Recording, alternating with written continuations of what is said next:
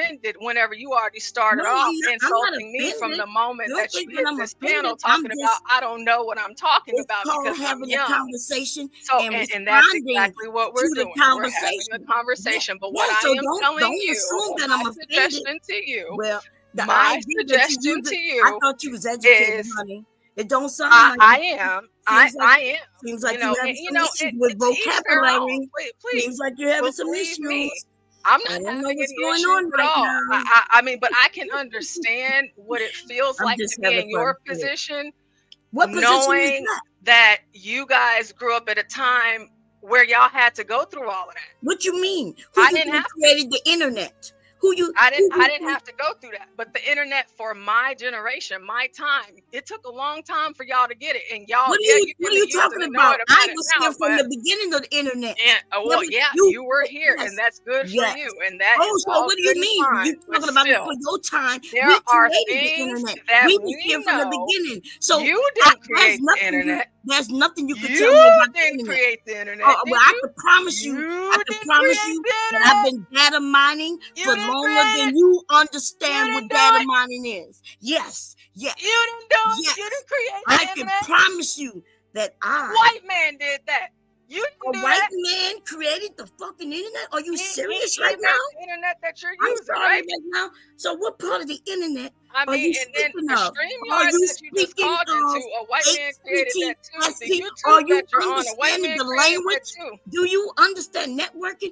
And you saying Listen, that a hey, white I'm just man saying created this the is internet? what's in I the don't think books. you know what the internet This is. is what is in Well, the you books. better go look it up. Go and see This is what's in how the the books. internet. Go look it up and see that black man. This is what's in And the then books. that white woman that makes what we doing right now capable. But you Don't wouldn't compare know it. myself, but You're I not don't as compare educated as myself you to think white. you I don't compare myself to white people because Well, I you don't the have only to. one who did that Now because I did not do that.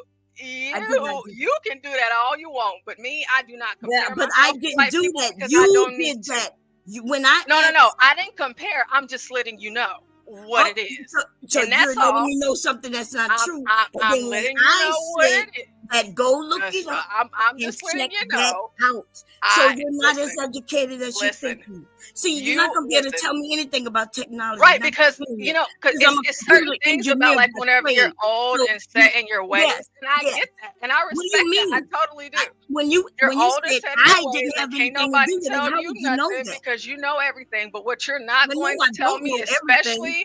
I don't know especially me, and because I am me, I am Yes. really something. I really am, and I'm I quite don't like sure. to toot my own horn all the Yes. time. I'm But I'm quite not sure about that's to the only listen person to who toots some your black horn. I'm woman, quite some sure that's the random only black person who woman. toots your horn is you. So what I'm not about to do, because I just did that, is I'm not about to sit here and accept you tell me that the only reason that I was successful at school and in college and in medical school is because I'm black, not because I'm intelligent. You can do that on your channel, but I am not going to let it fly here. If you want to piss me off real quick and offend me, that's the way to do it, because I am not your average Negro.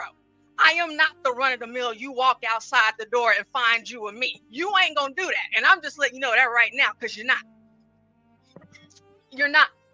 And so whenever you come in and the first thing that you say, maybe you don't realize what you said, but you said that, no, I did not get accepted on my merits and my grades. You said that I got accepted because I am black, and I am not going for that because that's not why I got accepted. And whenever I tell you about the other black people that got accepted because they were black, yes, I went to school, I had that experience. That was not my own.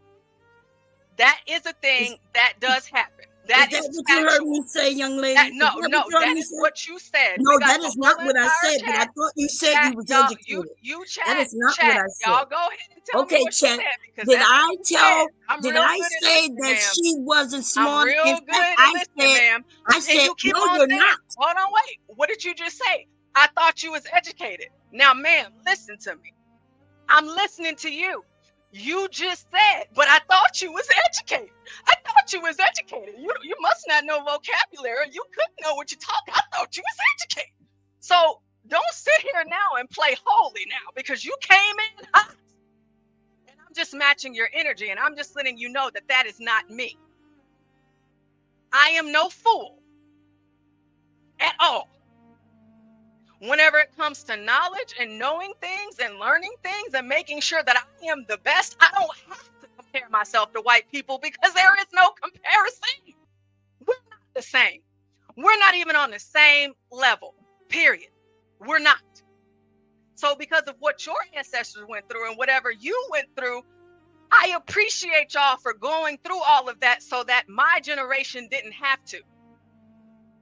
But to come up here to somebody else's channel, like I said, do it on yours.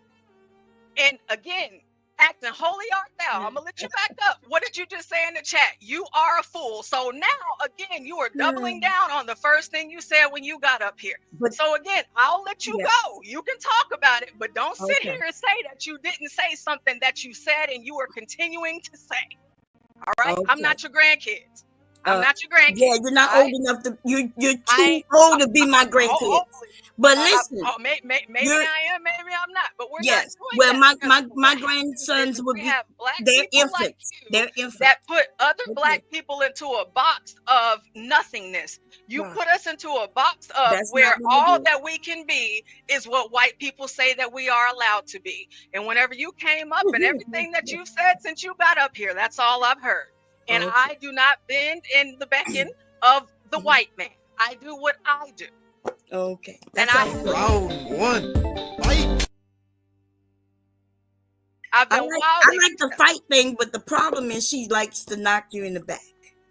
Okay. She apparently there's some the person in the back that's been knocking me in the back since you hit the panel, and I already told you everybody was shouting you out. But the first thing you do is knock me in the back. But it's a problem whenever I get. I didn't knock you in the back. What are you talking about? Yes. Okay. I don't have a problem go ahead, Miss. Okay, so let me. Bomb cherry juice. Go ahead. In the chat, I did say you're a fool, and what I'm saying is because you miss. I don't know. You misheard. Listen, look, she can't even control herself. Well, because it's my show. I know, but you still can't control. I don't have control. But go ahead. No, you're right. You don't have to do anything, but you can't even control yourself. No, I can't control myself if I want to, but it's my show, so I can do whatever I want. Well, but go ahead. I tell you what. I'm gonna let you go, right? But I'm gonna put this John's name in my title, and then we're gonna see who's gonna have the bigger show. Right? Who gonna get the bigger laugh? Is that what we're gonna do? Or we can have the conversation. But I promise you better figure out who I am before, if this is the battle you want to die on, the hill you want to die on. Because I came up here to have a conversation. I'm not dying on the hill. I said that you were intelligent. I said that you sound intelligent. I'm sure that you're educated because you said it. I believe you. I said that.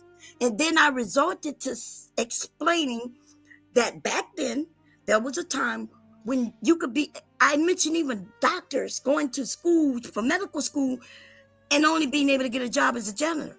So it had nothing to do with. How old are you? I hate to interfere. Hey, Stanley. Hey there. What's the question? The question is, how old are you? I'm 60. Oh, I'm 54. Okay, then what the fuck are you talking about? What are you talking about? Okay, no. Oh, before you go farther. You might want to check yourself. I do structured conversations. You're 54, I'm 60. Okay. So definitely remember your time. I'm not exactly sure about your point about doctors going to school and only being able to be janitors. Okay. Am I lying about that? I don't remember it the way you do. Okay, so am I lying about? No, don't go with am I lying? You're not starting it out right. My question requires an answer. You said that I wasn't telling you. When can you give me an example of doctors not being able to get doctor jobs? Yes. So I'm asking you, am I lying? Do not answer my question with a question, man. And if I asked you a specific question. I am telling you. I'm also from Savannah, Georgia. So okay, I mean, I've had a few bouts with discrimination. I don't ever remember it being that dire. You said you're 64. You only had a few. No, I'm 60. Okay, 60. From Savannah, Georgia. Let us start.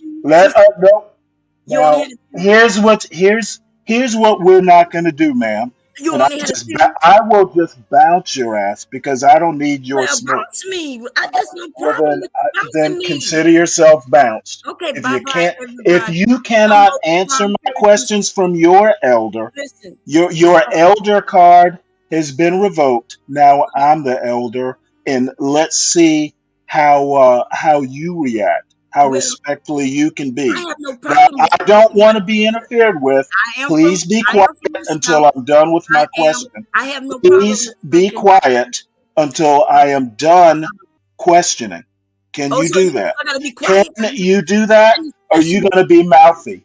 no, Are you yes, going to I'm be gonna be mouthy?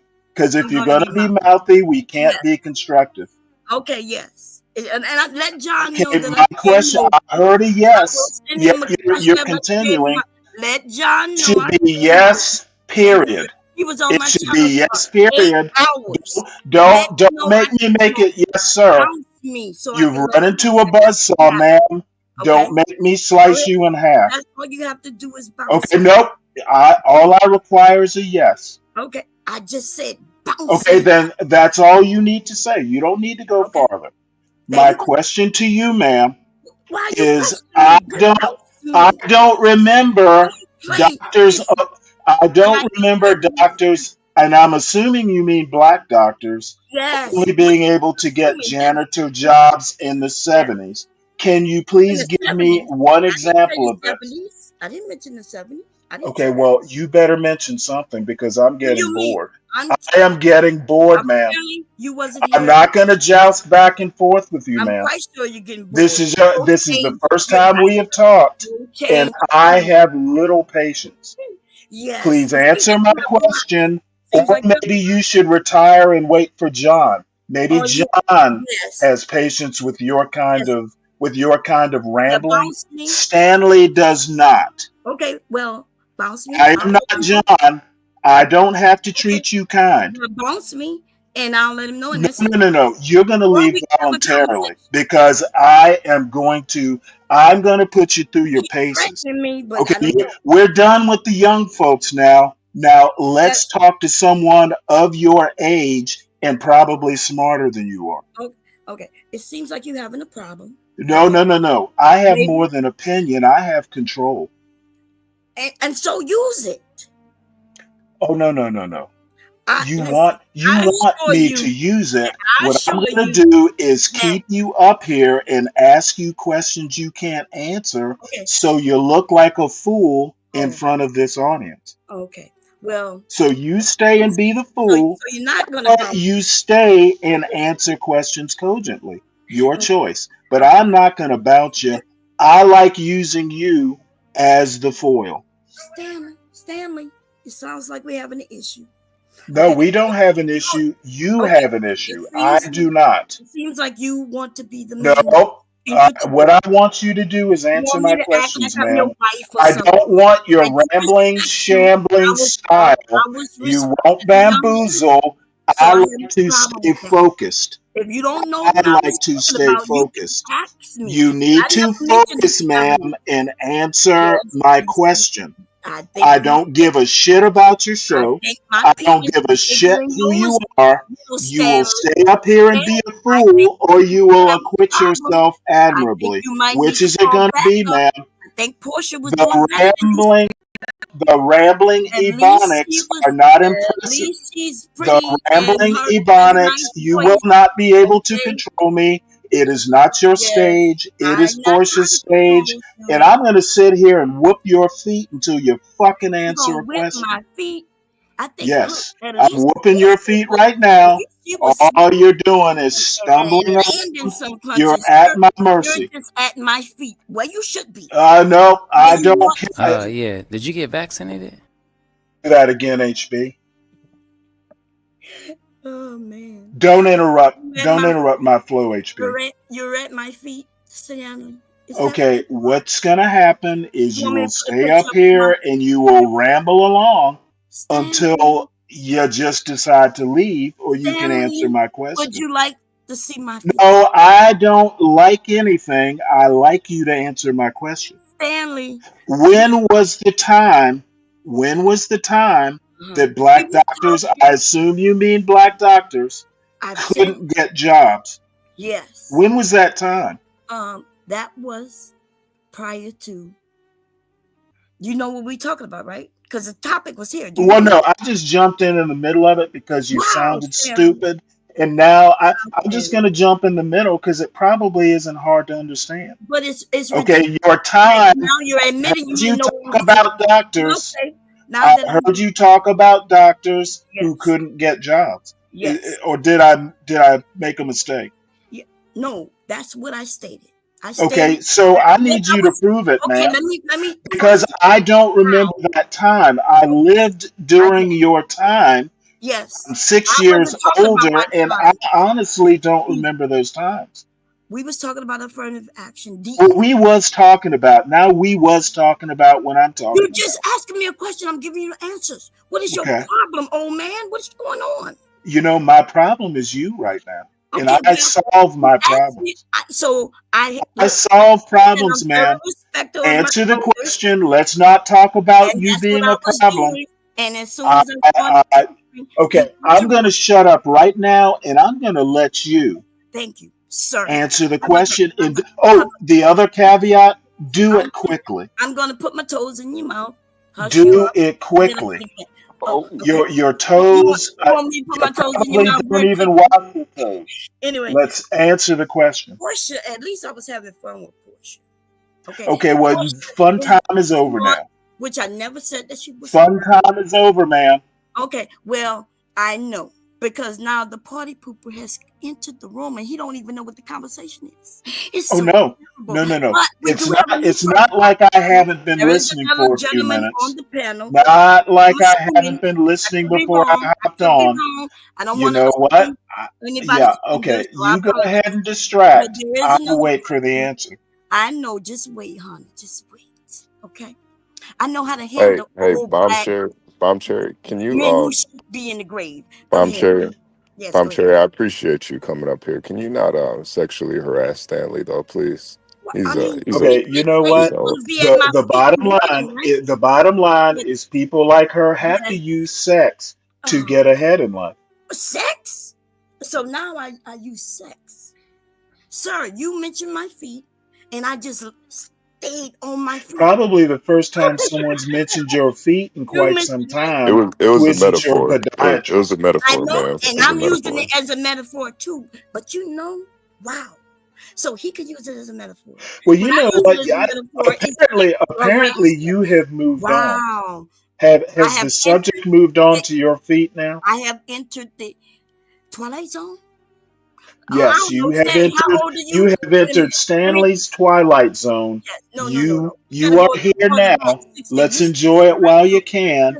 And the whole reason my Twilight Zone exists is for Bomb Cherry to answer Stanley's question. Idiots, right? You know what? I might be an idiot, but you look like a bigger one right now. I asked you a question, and it remains unanswered. Yes. And you know what? You have admitted you don't even know what the conversation is. Nope, so don't care. It sounded dumb. So I'm going to put some structure to your argument. Yes, okay. So we was talking about affirmative action. I was simply saying that there was a time, right, when there were people who were educated, because Black people has always been educated. Am I wrong about that, Stanley? You know what? I expect subject-verb agreement. When you talk to me, speak proper English. Yeah, so I'm explaining and I'm asking for clarification so we could be on the same page. Your question actually doesn't make sense. Yes, Black people have always been educated. Ooh, okay. So that's what I've stated. And then I said, right, there were times when a person, and I was giving an example. That's all it was. When I mentioned someone who went to medical school. Which someone?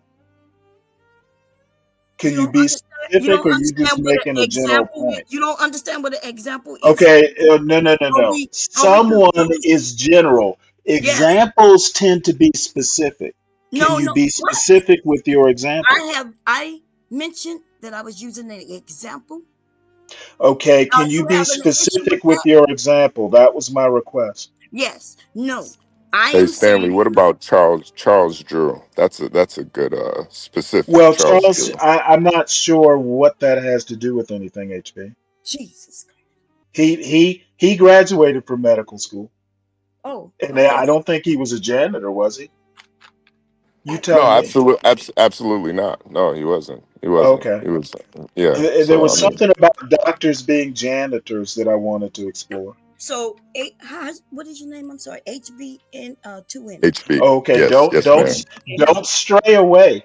Hey, You're in Stanley's twilight now. HB. So what happened was I was talking about the DEI / affirmative action, and Okay, I DEI and affirmative action are two different things. they're There is actually no not. slash. Hold They're on. not. Let's get our terms straight. Okay, here we go. DEI was corporate and it has been in the government. Affirmative action was literally legislation. Two different things. I don't even know that you can equate them really. Okay, I don't even know what. Yes, I'm going to be that I don't even know specific, what's man. going. I don't know Know what's what you're talking about when you talk to You're me. talking about what is going DEI, on. there is no such thing as DEI / affirmative action. That doesn't exist. Yeah, ma'am. Stanley is absolutely correct about that. Wait, Those are two different things. yes, They're but two not different things. to a certain group. Okay, no. For you, maybe To they're a not different. certain group of See, people, when you come up here and or you address me, speaking it of helps if affirmative you actually action, know what you're talking when about. they Don't mention talk over me, DEI, man. You sound like they Solid also Snake. was mixing You it up with sound like a female Solid Snake, and that is not a compliment. okay. Listen, if you think I need compliments from you, Okay, don't do DEI / affirmative action. that Really is is what my we're point. speaking of. That is exactly what I was speaking of. What we were speaking of. That's what we were. So now you want me to change it? Okay, I don't like this shambling. Can you get to the point? You seem to be very. Okay, I've I corrected know your you're usage or and your you're on comparison time. of DEI and affirmative action. They're two different things. I think we've Okay. established that. So Can yes. you continue, please? So are you saying that there is No, I'm saying they're different. Oh, okay. So we can agree with that. But that's what we were talking Thank about. God we agree. Can you move on? Okay. So yes, affirmative action / DEI. Okay, you know what? I just corrected that. Okay, well, thank you very much for your correction. Anyway, so what I Okay, you're Hey, bomb cherry, aren't you? bomb cherry. That's Not why. let her dig her hole.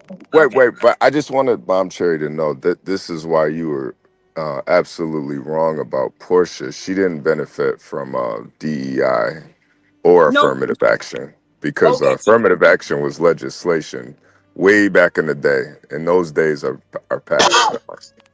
Oh, okay. I'm sorry. So those things aren't still going on today? Is that what you're telling me? What? So when the government has a I requirement, mean, if you can prove it, you can has a take requirement somebody to court. You couldn't do that back then. What? Say it again for me. I'm If sorry. you can prove it, you could take somebody to court for that. And so we don't see anybody suing right now. You don't see anybody doing it. Okay, can You you? don't see a black. You know what? I'm gonna leave the panel if you can't fucking make a point. This is really annoying. Okay, so I'm sorry. Let me back up and apologize. I thought when I entered over here because John came Okay, over. no. It's And John was telling me how your intelligent passport to be treated like he a said his child. channel goes 24 hours. John is probably in the audience. And he explained to us, right? Okay, fuck what John explained. He does not explain me. No, what I'm saying is he explained that everybody was smart. He said he had great. Well, you know what? Then you should have come better prepared. You should have come better prepared. Did John not tell you? Did John not tell you not to come up here and look like a fool? I assumed I was coming over. No, you assumed that people were going to take it easy on you. No, listen. Yeah, you did. Okay. And John didn't prepare you. John, shame on you. I promise you. Kick me off. No, what you should do is promise next time you come up here, you're better prepared. kick me off, honey. When the Hey, Bomb young Cherry. Let's go to kids, war. when the young Let's go kids to war. can kick your ass, Me off. you're not prepared, Let's ma'am. go to war. This is Oh not no, a no, no. You know what? You will go to war with ghosts. I don't go Your to name war will with be my in the title. lessers. I promise you I that do not go to people will war laugh with at you while people who are not capable of fighting war. well, Bomb Cherry. Bomb Cherry. I don't This is not understand a why Miss Cherry. This is not this is the channel this is that not a with a white Miss man Cherry. who sleeps with his Miss daughter. So I know exactly Oh what. wait, Miss hold it. Cherry. Is this See, some I Miss sort of? Cherry. understand Are that you it ain't from? no Where are big you fat from? Are you from the hood? but he Are did. you from the hood, ma'am? I'm from, yes, I'm from a hood, if you want to call it, the bayou, if you want to call it, Creole, if you Oh, want to call it. that I have okay. So culture, you're if you want so to call it. you I know have I'm all of that. solid But snake. most importantly, Okay, well this isn't I'm the from bayou, Louisiana. ma'am. I'm from, This yes, isn't the bayou, I know ma'am. I'm And in we don't class right wrestle now. Now, alligators so here. do something about it. Okay, you know what? You You know old what? ass little motherfucker. You Do something, had little your nigga. Just chance, say I'm ma'am. from Now the hood. you've Do resorted something, to. bitch. Here we Now go. you have. You ready You're for not it? putting a I don't curse think on so. me, are you? See, I will kick you in your pussy, You little will nigga. do You nothing. got me You will fucked do up. nothing Now there except you go. seem That's the silly hood. in my Sis, I presence. don't know why my pretty face This just is look you like are in it's my gonna be all presence that and easy. You said I was you gonna go seem back to you, incapable. nigga. Why did Do, John send you up little here? bitch. Do what I John, do. was John playing a practical joke on you? You do. I think John was playing Yeah, a I know practical your joke. niggas like you was bending over eating Oh motherfucker. yeah. Little nigga. I John know played you a sound like cruel Katie. and Little senseless joke do upon you, something, ma'am. bitch. Do see when you ask me am I from the hood, it sounds like you was ready to go there. Now we can calm this Oh shit no, hell no, down, I'm not but you ready to better go show there. I some was respect. about to tell Put you some to get respect the on my fuck middle back name, to the Lil hood. Stanley. You need to get your Stanley, ass back to the you old hood ass, where you you ass might make man, sense to Stanley, somebody. walk. You in a wheelchair, bitch. You Cause know what? I will I'm about to run over you in my wheelchair. come and try. I know You're gonna have run over my fucking feet, the wheelchair ones that you tracks wanna beat. all over your head. Baby, If I'm educated. That's All right. right, Miss Bomb Cherry. All right, so are you still having a little confusion about the difference between DEI and affirmative action? I have no confusion. I am Okay. talking about what others are calling it, right? Right when they was claiming that CRT was also they was using that for affirmative action. okay, don't start talking CRT because I'm even better with CRT. Well, you're not Miss even. Miss I'm Miss Miss saying Juice. Miss I'm pretty sound with CRT Miss also. I'm a teacher, See, so she's walking right down my road. Miss Juice, By the you're way, I'm a conflating a huge lot of CRT fan. Miss Juice, you're conflating a lot of different arguments into am one thing. I conflating or I'm No, saying no, No, you're they are conflating. conflating. You are conflating. They are yeah, related, but Wow. they are not the same. I Miss know that Juice, they aren't the Miss same, I but don't think you do. Juice, do you Miss understand what I'm saying, my I friend? literally don't I think wait, you Miss know what Juice, you, Miss but I'm Juice, talking about what Bomb they Cherry. I literally don't think you know what you're listen, talking about. listen, shut your Miss pussy Juice, I'm ass going to up. be very blunt. Go You ahead, Miss don't Juice. know what you're I think talking about, it seems. go ahead. Miss Juice, Porsha was speaking just on DEI specifically, and I think you conflated a lot of different things in history, and we're just talking about DEI. Okay, so let's go back to the article that she had up. Let's see what McDonald's and with these banks, Walmart, let's see what they're saying, right? Because let's see what they are saying, right? Because Right. They're rolling back the DEI hires because of the Well, they're political rolling back their climate. DEI programs. Right, right, because yes, of the the political program. climate. Right. exactly. And honestly, what do you have a problem with that? They're basically saying we extended a olive branch and we're retracting it. What's wrong with that? What is wrong with it? I mean, that's something they can do.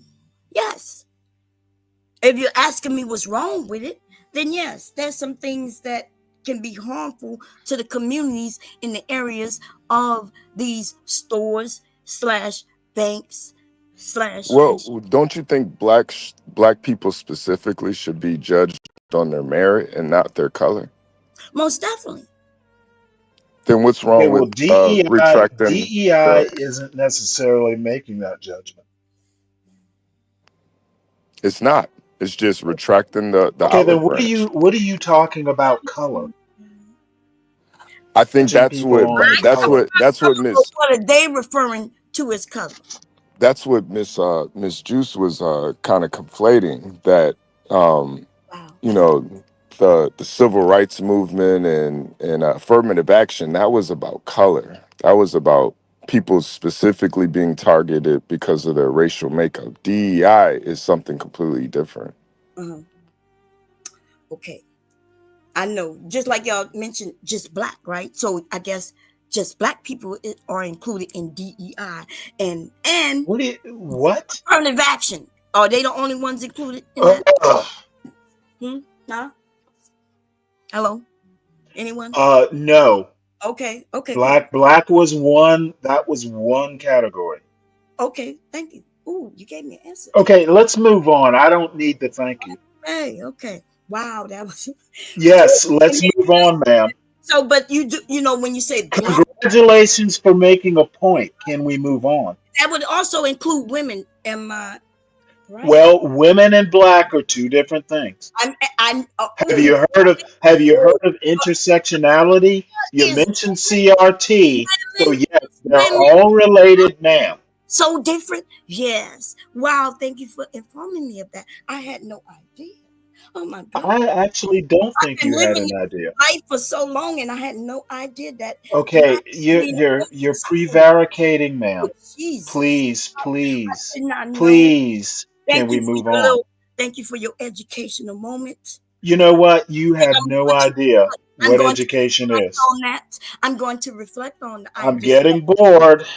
Or you saying that a woman being Okay, all I'm saying is that black is a category, woman is a category, black woman is a category, white woman is a category. Can you just get to the point? Can a woman be a DEI hire? Oh, for fuck, what do you think diversity, education, and inclusion means? Okay, essentially what it means is almost any, God damn it, almost any category that is not white and male can be part of a DEI, category. Okay, I've made that simple for you. Now can you move on? I asked the question. Okay, don't ask me anything. I've explained your point to you, trying to jump ahead. Okay, ma'am, let me, I'm gonna have to put you in the back because I can't get a word in edgewise. Okay, we don't need to start with the preliminaries. Most of us have a clue of what DEI is and what it entails as far as classes of people. Can you move past the introduction and get to the meat of your argument?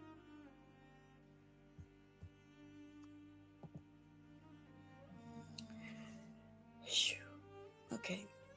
I just want to say thank you for having me. Okay.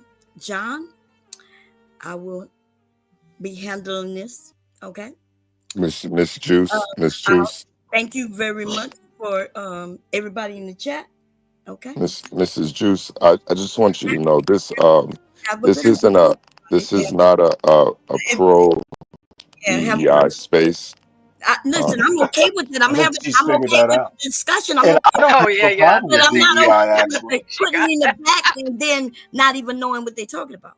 Well, let's just assume that I don't know what I'm talking about. Therefore, you have nothing to talk about here. Continue doing what you do, sis. Okay? We will continue. Thank you. So I didn't have any problem with her. I already knew what I was walking into. No, you tell John that you had a problem with Stanley. Okay, don't mention anybody else. Just tell him you had a problem with Stanley. Hopefully he says, well, everybody has a problem with Stanley. So we can move on now. Miss Juice, you don't have to run, Miss Juice. Next time, if you ever come back, be better prepared.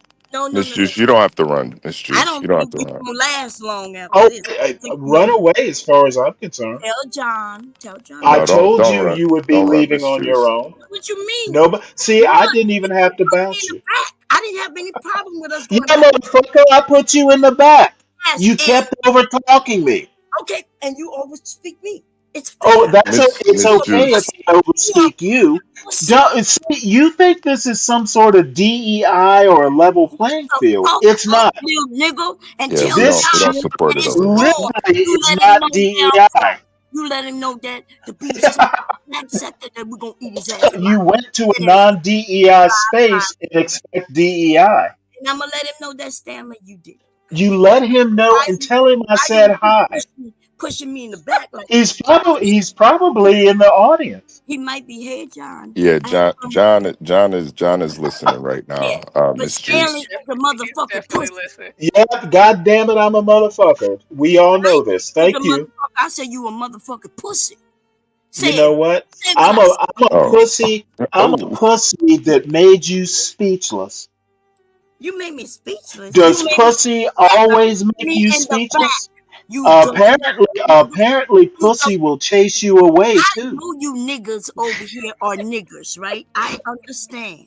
I understand. You oh. know what? Yes, I'm a The pussy heart, nigga. you love I'm a us and pussy like nigga that ran I bomb cherry know. off his I channel. understand exactly where I was coming, and I was coming You in. know, and now you So understand where you're going, right? yes, yes, yes. I know exactly where I'm going. Farther than you. Go Okay, run to John. okay.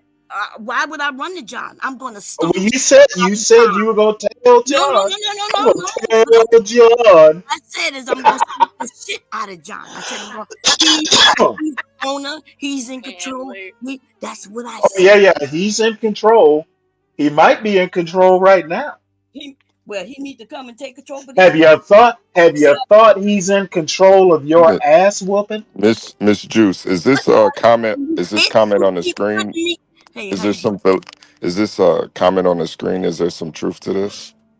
Is this the Yes. same bomb chair that And had I beef with knocked the Tommy? fuck out of Tommy Sotomayor too. Yes, this is there. Okay, well you did knock the fuck out of Stanley Cross. Yeah, well, Stanley is a bitch who keep I will take you and Tommy Sotomayor and shit on the both of you. I smacked the shit out of Tommy. Okay, and I smacked the shit out of you. Fuck out of Kevin And I Samuels. smacked the shit out of you. Chaz I put me smacked the shit out of you so hard, you gotta run and tell John Galt. and I had no problem. John Galt, Stanley smacked the shit out of me. Can you do something about it?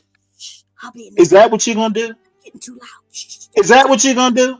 Don't tell him this. Miss Juice, have you You look like a little girl.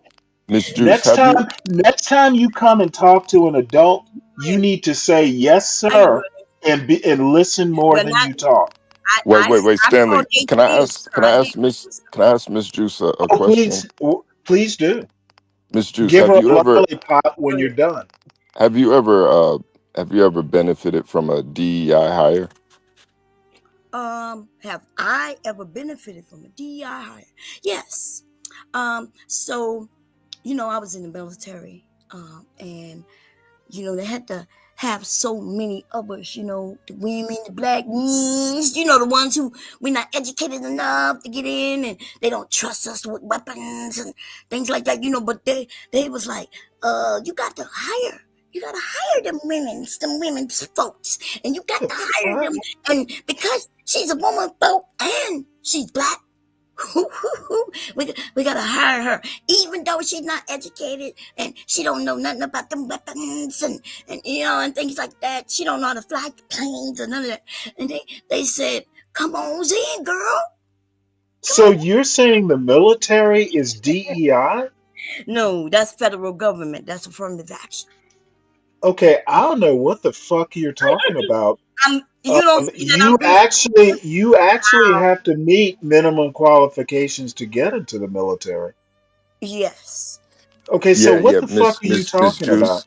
I was being Miss Juice, like this dude, something wrong with it, but it's okay. Miss Go ahead. Okay, Juice. no, there's I nothing think. wrong with I me. was just having fun and all that. Wait, Stanley, Miss Juice. I think again, you're kind of conflating two different things. What you're talking about was something that I think Harry Truman brought into the military back in like the 40s, where No, it's the he. fifth. Was it the I, 40s? I think you're I right. think it was the late 40s, early 50s, where he integrated women into the military, and that had nothing to do with DEI though. That was Well, way back. women were in the military before then. It was minorities. It was minorities. He integrated the military, basically. Right. But this isn't like Miss Juice. I think you're conflating two different things. Portia was specifically talking about DEI hire. We've been off of Porsche a long time ago, right? Because this guy. I'm still here, but what I will Well, I say know to you're here. I you, know you're here. Go ahead. Cherry, thank you for your service. Thank you for your service. Thank We'll you, say sis. that. Thank you. Thank you. Absolutely, thank you for your service. And Thank you. I was honestly, I do think women should be allowed in the military. Obviously not frontline soldiers, but But there's no such thing as a front line. And so, yes, right. I have been shot. And yes. So, what is the front line? Thank you It was for your probably for service. bullshit. What? What was bullshit? Well, you probably got shot because you pissed somebody off. Yeah. While in Is Saudi that Arabia, why you Was got it friendly fire? yes, while in Saudi Arabia, I pissed somebody off. Yes. Stanley. Wow. Go ahead, baby. Well, you must have. Yes. I Were mean, you in Desert Storm? yes, there's a storm. There's a Well, storm. so was I, as a matter of fact. Okay, so I had to piss somebody off. Yeah, I don't see you. You weren't on the front lines, were you? Well, what? Never mind. Well, never mind. Go ahead, Stanley. Your memory might be gone, and so It might be. It must be. Yeah. why is his memory going? Because he's 60? No, well, no, it's not because he's 60. It's because of the silly questions that he's asking me. Right? Had they allowed okay, had they allowed women into combat positions, frontline positions in Desert Storm? Are you saying that women? Yes, no. I was literally in the Navy in 80 from 89 to 94, which encompassed Desert Storm, the first Desert Storm. So there was a Desert Storm and a Desert Storm 2. Which one were you in? The first one. Okay, I didn't realize they had allowed women. I didn't realize they had allowed women into combat. Well, if you were in the Army, combat arms position. Yeah. Oh, you didn't. You So you were in the infantry? No. What was your MOS? 91. I have no idea what that means. You'll have to do it in non-Army. Okay, I'm sorry. You're right. I apologize. I was a medic. So where would I be? Where would a medic be, Ben? Well, a female medic, I don't know. Oh, what you mean? Did they allow female medics on the front line? They do allow medics on front lines. I didn't realize. And all you got to say is, yeah, they allowed female medics on the front line. Medics will be where medics are needed. Well, medics don't have to be on the front lines. They can be in the rear, right? The rear of what? You keep talking about the lines. Wherever, you'll have to forgive me, I wasn't in the Army. Medics can be in non-combat roles. Or am I wrong? You have to tell me. I'm not an expert on the Army. I'm in a non-combat role, right? I'm a medic, but I am attached to combat units. Okay, gotcha. I didn't realize they did that with females. What do you mean? Okay, motherfucker, I literally just said I was in the Navy. Listen, okay, I'm asking, I'm not telling. Can you accept? I know it's hard for you to accept. I know it's hard for you to accept okay, that I don't know everything about the Army. No, that's okay. Miss Juice, how did you get shot? How did you get shot, Miss Juice? Well, I can't give you all the Well, it says here that during the Desert Storm that women weren't allowed to be on ground and ground combat. That means they were allowed before 1994, correct? It says. And it could very well be. I didn't know.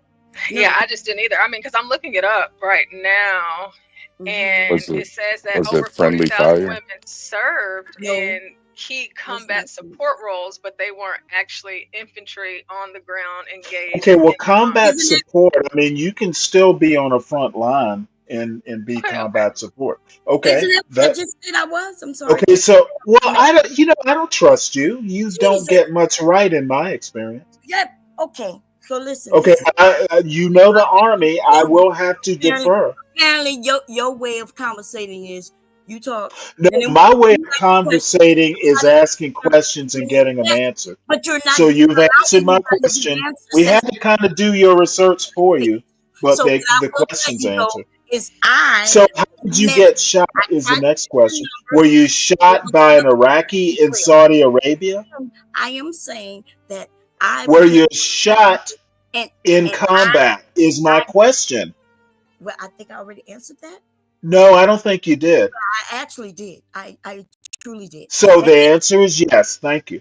Okay. And then I said that I have the answer to my question. Do you need to embellish? Where would wouldn't the medics? Okay, I don't give a shit about any of that. I just asked, were you shot in combat? Wouldn't the I don't need the rest. Wouldn't the medics be there? Was the answer yes, ma'am? In the Army, if the answer was yes, I'm good. Okay. I don't need the rest. Well, we are soldiers first, right? Good for you. Soldiers will be soldiers. Yes, soldiers will be soldiers. Unlike you, who would be in a. Okay, I don't feel like going into the military joshing back and forth. We're not talking about other than you getting shot. We're not really talking about the military. Really? Lord. Now we're not talking about the military. Y'all see how quick he did that? Yes, I did that quickly. Yeah, you sure did that. Now you try doing something quickly. Hey, Miss Juice, Stanley is actually single. Did you know? Oh, that definitely doesn't matter at this point. When he wanted to, when he wanted to get at my feet. That's about as irrelevant as you can be right now, HB. He wanted some feet pictures. It's okay, Stanley, are you a feet man, Stanley? Shut up. You know what? If they're clean. Well, in the chat, some people, because Bomb Cherry Juice, like I said, I've never heard of you before, but some people in the chat said that you're a cam girl. Yes. And that I was a cam girl, yes. That you do kind of, maybe not so appropriate things online. Is that true? What's a cam girl? Yes, that's very like true. a sex worker. Really? Sex worker. He said she said a porn star. He said a sex worker, and yet I wouldn't say a porn star. More a sex worker than a porn star. Well, do you show off is a sex worker, but what I'm saying is, you show off your scars? Well, I mean, I guess they would see them if I was a sex worker. If I was a sex worker, then they would see them. I would have. You have. So is this like the type of thing because you have this photo with your tongue out? Like, is this a DEI tongue? I was looking for the feet pic. That's what I was really looking for. Yeah, can you put a feet pic up for Stanley? Yeah, that's what. That won't be necessary. That's a DEI tongue. Yeah, but for anybody who doubt that I was in, Stanley. There we go. Your uniform is wrinkled. Well, I don't think so. I don't think it was allowed. Oh, I think it is. This was basic training, though. This was basic training. Well, no. She said that she was 54 culture, so. Yes, I'm 54. I just turned it November. Okay. Thank you for your service. Stanley wants to see some feet pics. if you have any. Stanley, you want to see the feet pic? Just ask me. No, thanks. You sure? I don't need to be seeing old feet. You don't want to see no feet? Okay. Not 54-year-old feet. Well, why? They just as pretty as they've ever been.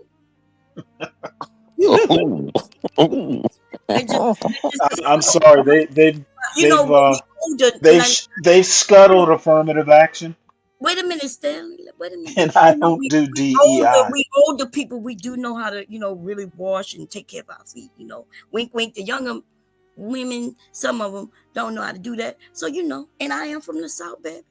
My mom used to teach me. I'm from the South too. I thought the older you get, the harder it gets. But Well, maybe that. Hey, you can't. I guess you won't know until you know, huh? Croaky bones. You can't really won't know bend until you and know. maneuver the way you used to. But it's okay because getting old is a blessing. That is true. But this is what I look like today, though. Yes, at 54, baby. Yes. So what I'm saying, though, Are you single? Are you single, Mrs. Juice, or is it a Mrs. Juice or Miss Juice? I think she's with John. No, my husband. Yeah. He said, Oh, you are he married. said, Okay, so there is a Mr. Juice. Okay. No, I'm married. Okay, you didn't hear me when I was saying. Shh. Well, you have a very understanding husband. He allows you to show pictures of your feet on the internet. Sounds like a really nice guy. Oh, okay. Something wrong with showing pretty feet on the internet? Like the internet is just feet, honey. Now, be honest. People like Stanley, they get off to the feet, but to me, it's just feet. I walk on. Is that true, Stanley? Do you get off the feet, Stanley? Yeah, you hear me panting? Yeah. Just the thought. Put your pants back on, Stanley. I'm sorry. I'm just having fun, yeah. I had a great time. I'm having a great time with you. Okay, y'all funny. Miss Juice, I definitely appreciate you, but this isn't a DEI safe space. We're the type of black folks over here that do want to be judged on our merit and not by diversity, inclusion, and all that other bullshit. No, I agree. I agree with you. I'm not. I never said that we don't have the merits. We've always been educated. Those who wanted to further education, and things like that. For as long as I remember, I'm sure you and Stanley, you guys paved the way for people like me and Porsha to be I didn't judged. pave the way for shit. Well, symbolically. Well, I mean, I don't even think symbolically. Yeah. Well, Stanley, you did pave the way, and I've got to give you credit, man. You say you say no, I never marched on front lines. All that stuff had been over by the time I was in high school. Well, the people before that, they paved the way. You mean like my parents? Yeah. Right. Your guys' parents paved the way, and I think it doesn't Yeah, really well, help. I mean, what our parents did, we are not our parents by any means. I mean, I'm always going on about stolen valor. I'm not going to steal the valor of the 80-year-olds and people who are older. I'm not as tough as my father. There's some things he's been through. I'm not sure I would have been through or gone through with as much aplomb as he did. So yeah, it's like it's not fair I to don't try to steal, live off their laurels. Yeah, exactly. I'm a little. It would be disrespectful to do so. Blaze your own trail. So how old are you? Because I know when I was born, we was in a war. It actually. In Vietnam. I was born in '65. Right. And as a matter of fact, my father was in Vietnam. But I don't do stolen valor. What he did was an achievement, and I'm not going to live off of his laurels. And he sure as shit didn't raise me to do that. With what you're doing in society, My point is, HB has nothing to thank me for. That's well. I think the stolen valor comes when you conflate DEI with affirmative action. That's stolen valor. But you have to. You know what? Actually, that's a good point. Trump and well, I don't want to mention Trump, but you have to speak to that sector of people who does that, because I clearly kept saying that's what they are doing. No. Miss Juice, Well, I think there's some conflation. yeah, Miss Juice, you were And there's also conflating. conflation, it was CRT before that. She's right that there's a lot of conflation. Yeah, there is. DEI is the 21st century affirmative action, to be kind of loose with it. And that's all I was saying. DI is like You know what, Trump man? Speak when you're spoken to. You are triggering me. Is that the way you No, speak to all your I'm niggas? literally triggered. Is that the way you speak to all your Okay, niggas? you think you think this is funny. I don't think it is. No, I don't think it is either. Who's doggy? Because I don't like these DEI folks using the backs of black people to run their campaigns on. That is wrong. Hi, 12th man. You off the grid? Hello? Like, are you what they call those? Damn it, can't think of it. The people who live away from society and you're growing your own food and things like that. What they call them?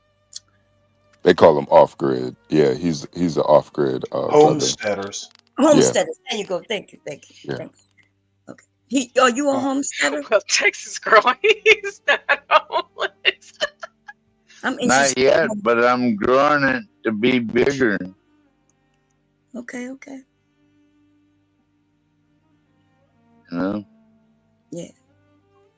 But this DI nonsense, what it does is uses the history and slavery from the backs of black people, and they're saying, "Oh no, you gotta feel Actually, I bad. wouldn't say slavery as You're much as a Jim white Crow. It person." was Jim Crow post slavery that it did the Yeah, the exclusion part. Democrats, Stanley, which was all Democrats, right?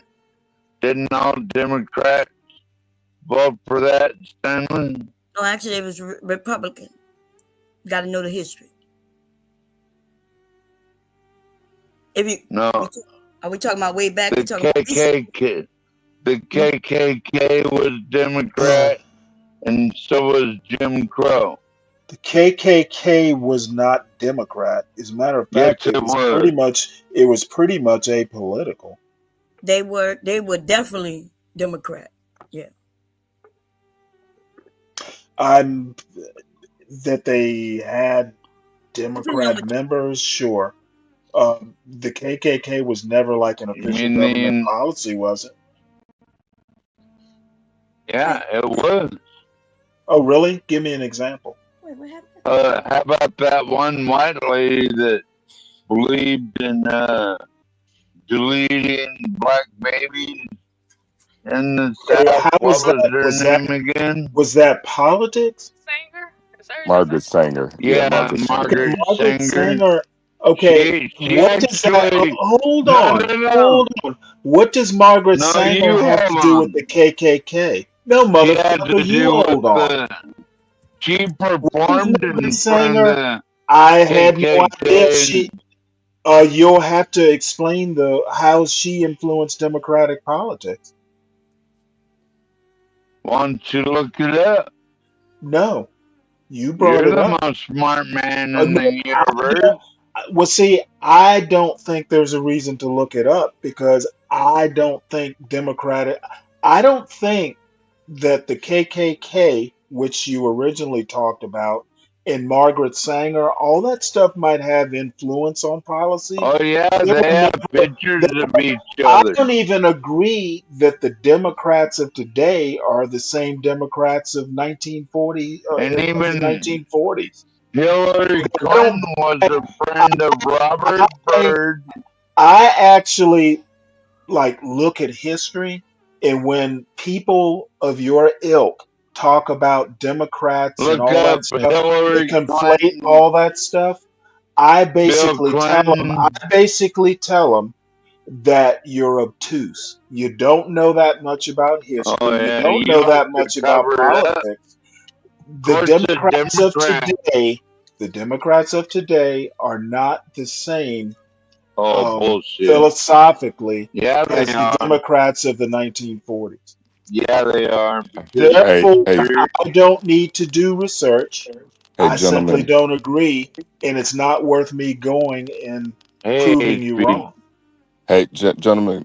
Portia, would you like to finish this video, and then we can get more comments on it afterwards? I think we all came to a conclusion that, DEI and affirmative action and CRT are all different things. So I think this will be a good time to continue the video. How's it going, HB? Why are you telling her to do it on her own show? I just thought it would be a Because great that's place her to. man. I just thought it would That's be a her great place. man. You're not Portia's man. HB Okay, is and you're not Portia's man. HB's man. Why are you speaking up for HB? Because I can. Okay, well, motherfucker, you being in love with HB does not give you any authority Well, on I this love panel. HB and Portia. So now what? We love you too, 12 man, and Sam Fisher, and Sam Fisher, and Sam Fisher. Oh goodness. You're out of your own league on this one, Stanley. 'Cause Well, I'll let you think that. It's easier. I mean, we You're can still my buddy, though. I love we you, can Stanley. watch more of it, or we can segue into the last topic that I'll cover so Stanley can start. Okay. Before you do that, I wanted to let is it HB know that, even in the article, McDonald's, they mentioned affirmative action. They mentioned DEI and affirmative action. So I just wanted Well, to clear that up well, because well. I didn't make that up, and so it's actually in the article. Well, even corporations such as McDonald's, they can also be wrong. Just because they're $1 billion company doesn't make them right. Well, no, I agree with you. I agree that they are different, but when I mentioned it, we were making it seem like I was the one wrong. I was referencing what McDonald's referenced, not only McDonald's but others, and I kept saying that. I said I know that they're different. Yeah, They McDonald's is wrong. McDonald's is wrong. They're wrong okay. for even mentioning it. All right. Okay, we just want to be clear. They mentioned in the Supreme Court ruling against affirmative action. Okay. Okay. Well, you can go ahead, Portia. Well, the Supreme Court did it for education. It didn't include companies, did it? Yes. I don't think it did. But yes, that's why The everybody decision was it was I mean, I read one of the decisions. It really didn't include business that much that I can recall. the best thing for It was education was specifically college admission. tear the Department of Education apart and the federal level, and then education Okay, it will didn't get mention. better. I don't recall Department of Education coming up. It did mention college admission policy. Yeah, that's exactly. So it says it's the race conscious affirmative action in college admissions is unconstitutional. That was the ruling. Yeah, and Students it's for fair admissions into colleges and universities. That's yeah, subverted. Portia, and once they make that ruling at the Supreme Court that affirmative action is unconstitutional, then that means everything else falls apart. Well, it's a bit. I mean, there's going to be fallout from it, but none of it's official. Yeah. I mean, people see the train coming down the tracks. What you mean to hear? Walmart, McDonald's. That's what we're talking about. Well, The no. train. All I'm saying is that yes, there is an effect, but it's not an official effect. Yes, it's an official The because Supreme Court didn't say Walmart, you need to get rid of affirmative action or DEI. It's just corporations see the writing on the wall. No, it's the government. It's the government mandating it. God damn it, Stanley. No, Goddamn government actually, mandating okay, what is the government? DEI What is the throughout government the mandating? entire Does the country. government We're mandate supposed DEI to for have corporations? DEI. Does the government mandate DEI?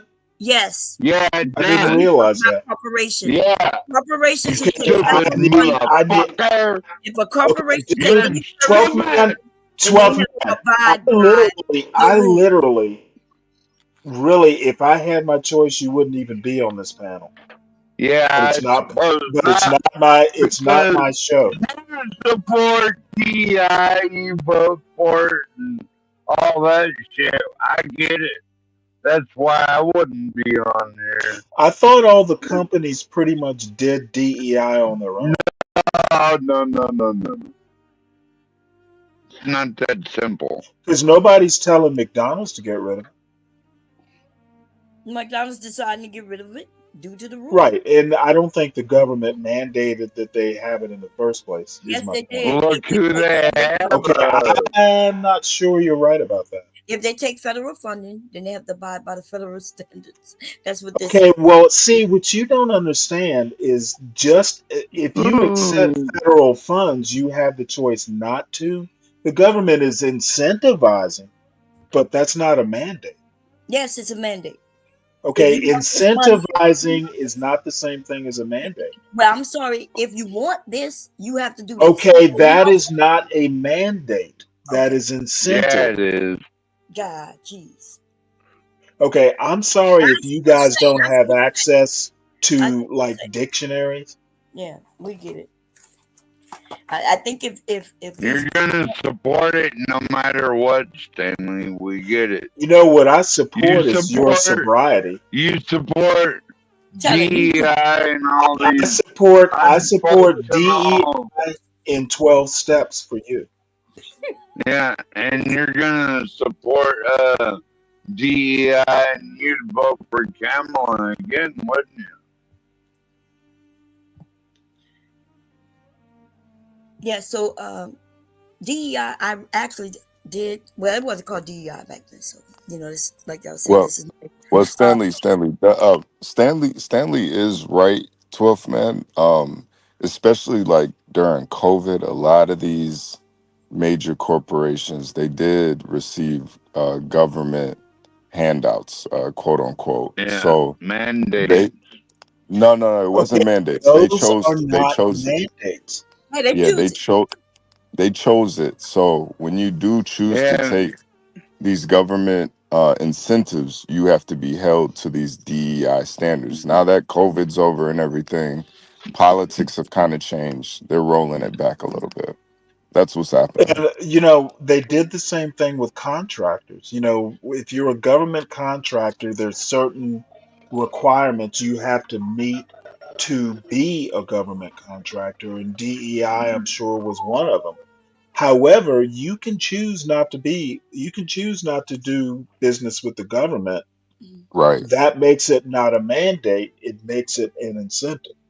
Right. How many corporations do not deal? Okay, well that really doesn't matter. It actually does. No, My I agree with no, you. actually it doesn't. See, I'm kind of a stickler for definitions. I'm a stickler for definitions. Enough to hear The what government somebody is agrees not with your point. forcing people to take Wow. money. Y'all hear him? He just don't listen. Yeah, you can wow all you want, old lady. All I'm saying is that if you can choose not to do it, then it's not a mandate.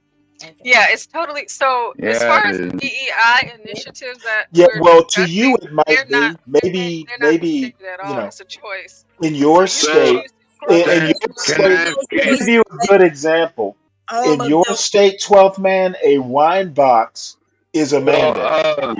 It should be an incentive, but it's a mandate in your drunken state. The fire departments are not requiring you take the vaccine or you get fired. Is that why not LA law? Okay, Are you talking to me? Are you talking to me, 12th man? 1,500 firefighters and paramedics Well, 12th man, in the last 2 years because they had to take the vaccine or get fired. Is that not what's wrong with our military right now? Oh, This you dude gotta is take all the over the vaccine. place. You Hey, gotta 12th man. An example of a take the mandate. vaccine or get fired. Yeah, 12th that's man, not 12th a man. government mandate. Wait, no, Fuck 12th off, man. It's not. Stanley. Actually, it's probably Wait, 12th not. man. 12th man. An example of a mandate would be like the Patriot Act. That was a mandate. So companies are forced to divulge information if somebody's potentially could be a terrorist. That's a mandate. Now the COVID stuff, that was all a choice. There's a difference. You could How choose not to many work for a company. American men and women were discharged from the military because they refused to take the vaccine?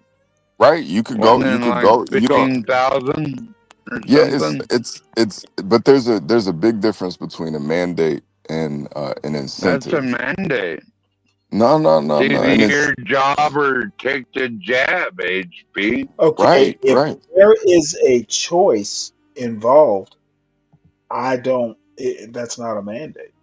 Right, the I mean, I Patriot guess. Act. The Patriot Act is the actual mandate. These companies don't have a choice Oh, to. okay. Yeah, they don't have a choice. Like I'm talking if to. What I'm talking vaccines. right. But I'm trying to. That's why even the vaccines weren't a mandate. It was an incentive. If you want to keep your business going, and you want to, Or join if the you want to military. serve in the military, then take the jab. Right. If not, That's get the fuck That out of here. I would say it's still it's a not mandate for being in the military, but as a personal choice, It you don't was have a to join the mandate. military. This is why, I hopefully you're drinking enough to either pass out or Fuck off, Stanley. You support vaccine mandates motherfucker, and I all took that the shit. vaccine. Of course I support vaccines. If y'all don't Oh, mind, wait. I wanna go ahead and address Of course Solid you Snake do. in the chat. Solid Snake says 12th man has to stop drinking so much, but he is lonely, mindful, but drunk. Snake, That's not you know my I love fucking you. problem. Snake, respectfully, you have no room to talk. Okay, so let's just make sure we keep it, even. We want to keep it fair and all of that. You get on the panel going crazy and just talking, and we have to turn your volume down, and you be drunk and possibly high. So let's just leave your judgments to yourself, and we love you as you are. Okay. 12th man. Isn't this I the love same? you too, Porsha. 12th man. And Isn't this the HP. same? Isn't this the same wine that you drink? This wine that Miss Juice has up here. Well, I went maybe. and found it for him. I was reaching out an olive branch or a glass of wine, my brother. Oh. You gonna accept that cup of wine, 12th man? Let me see what she looks like first. I'm just offering the wine, that's all. The wine looks good. Red, dark red. Ooh. Wine with women is great. Like, they all understand it. I could cook. Does that work? Yes, ma'am. Everything works. Can you eat, 12th man? Yeah, I can eat. What do you mean, can I eat? She said she can cook. so it's like, can't eat. Is that a joke? Like I can't eat?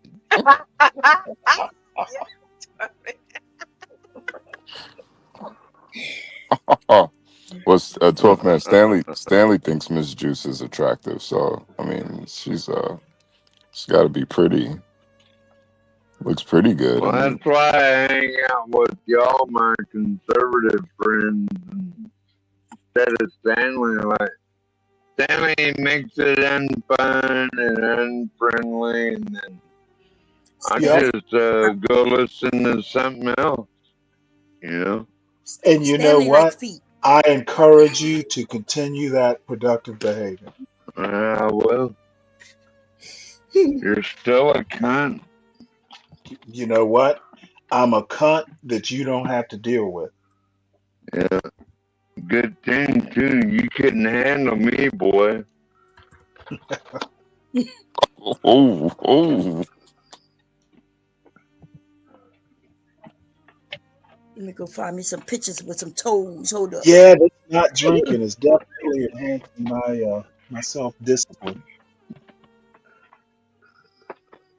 Well, since we were talking about the DEI and all of that in McDonald's, and a lot of course, the outrage was coming from a lot of Black people that I saw online.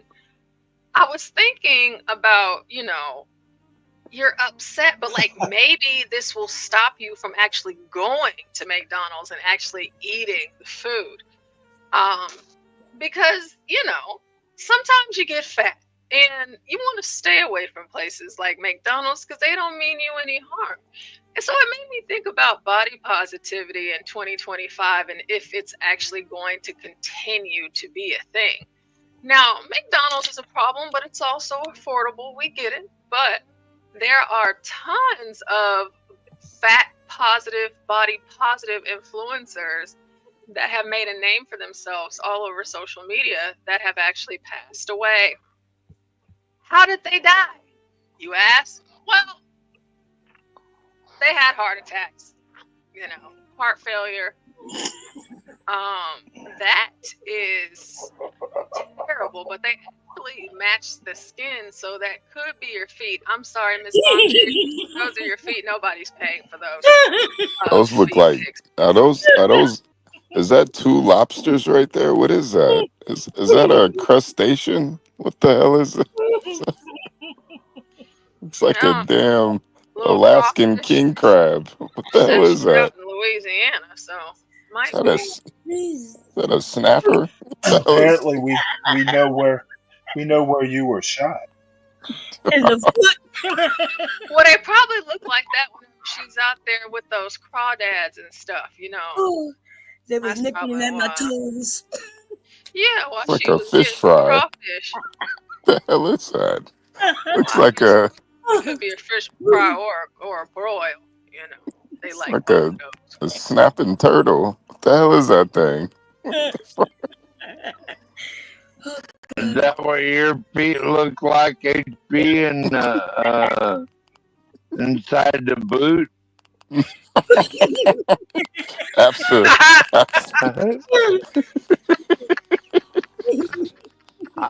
I hope Porsha is not taking care of your funky ass feet, HB. Yeah, absolutely not. Absolutely. They on my feet, they so pretty. I think Stanley went fishing and caught one of those feet. Look at that thing.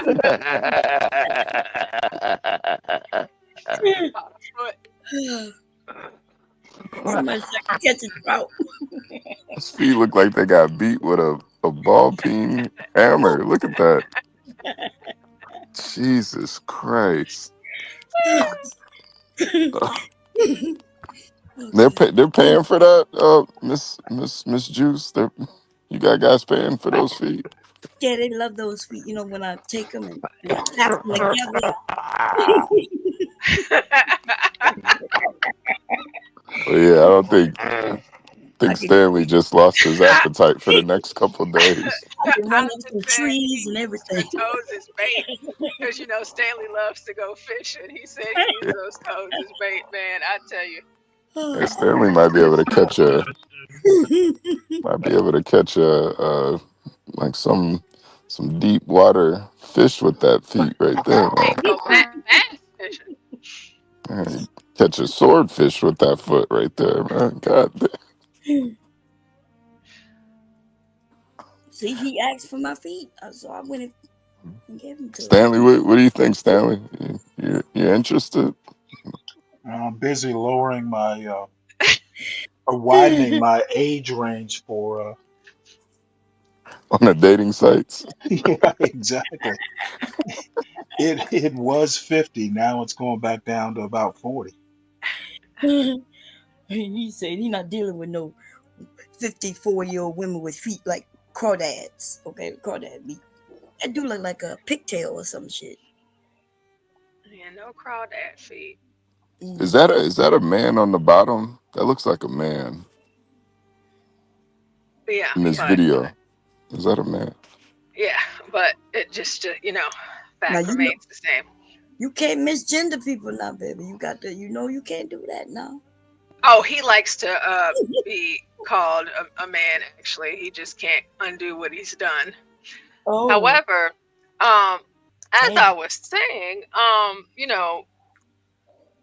the body positivity has been, something that I don't agree with, because it's like you're not being honest with these people. And then unfortunately for people like me, whenever I go out in public or on vacation, I see these women and men, and they're just out there, and it's pretty gross. So let's take a look at this, and then we'll pause here and there in between. And I would like to know if you guys believe that this movement is going to continue on. So just because I'm fat, that doesn't invalidate the things that I say. She died. You ready to get supersized? She died too.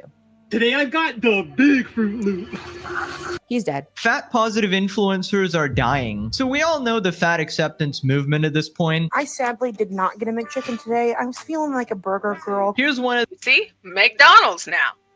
All right, so for all of the people out there getting mad about DEI, I hope that there's no more McChickens for you. the fat positive influencers named Brittany, who promoted fat positivity on TikTok. And this is one of the last videos she posted before she died, where she pretty much regretted everything. Here's a caption: "I wish I could turn back time and have not stopped when it got hard, not given up when the grief hit me. That's life though. This has to be the final time I pick myself up off the ground because I'm scared I'm gonna end up in a very bad place that my body can't recover from." And she was right. I ruined my life with food, binge eating, and lack of self-care. Hey, there's your woman, Stanley. What'd you say, 12th man? I said there's Stanley's woman right there. He likes Stacey Abrams too. They'd probably have a threesome together. Oh, 12th man. I don't think so. Yeah, I 12th man, I acknowledge that you made that joke. Stanley. Not too late for me this time. I ain't been to the store in 2 years, maybe more now, I guess. I went to the post office once and that was hard. I went to urgent care and I thought my legs were gonna give out from under me. This is the grim reality of what happens when you take part in fat positivity here. Now, I feel absolutely horrible for her. This is a situation that actually nobody wants to be in. But when you've been lied to by society, saying that addiction is completely okay, this is kind of the result, okay? When modern society tells you it's okay to be extremely obese to the point where you can't even walk, and you should somehow be proud of that, you know? And if you dig into it a little bit deeper, you'll realize that they're just trying to make money from you. Saying that it's okay to be fat, you'll be eating shit tons of fast food, which nowadays we have like 2 McDonald's in one goddamn block. Like, they'll tell you should be perfectly proud of giving into your addiction and eating anything you want, and then they'll sell you these random drugs and needles like Ozempic to magically make you feel better and magically create fat loss. But that's not really how it works. Anything meaningful in life is always behind a layer of hard work and discipline. Because I had to stand there the entire time after walking in. I kept just looking back at the chair and just praying that I could just make it another second until she was done with me. You know, I couldn't even probably go check the mail right now. Between, you know, the growth I have in my fupa, so not my apron, but my pelvic region. It's about 30, 40 pounds now. Oh my I God. go in January to see what it is because apparently there has been a big misunderstanding where my doctor thought I was having issues with my apron. But no, it is the growth below that I have to physically move when I walk. Listen, guys. Her fupa.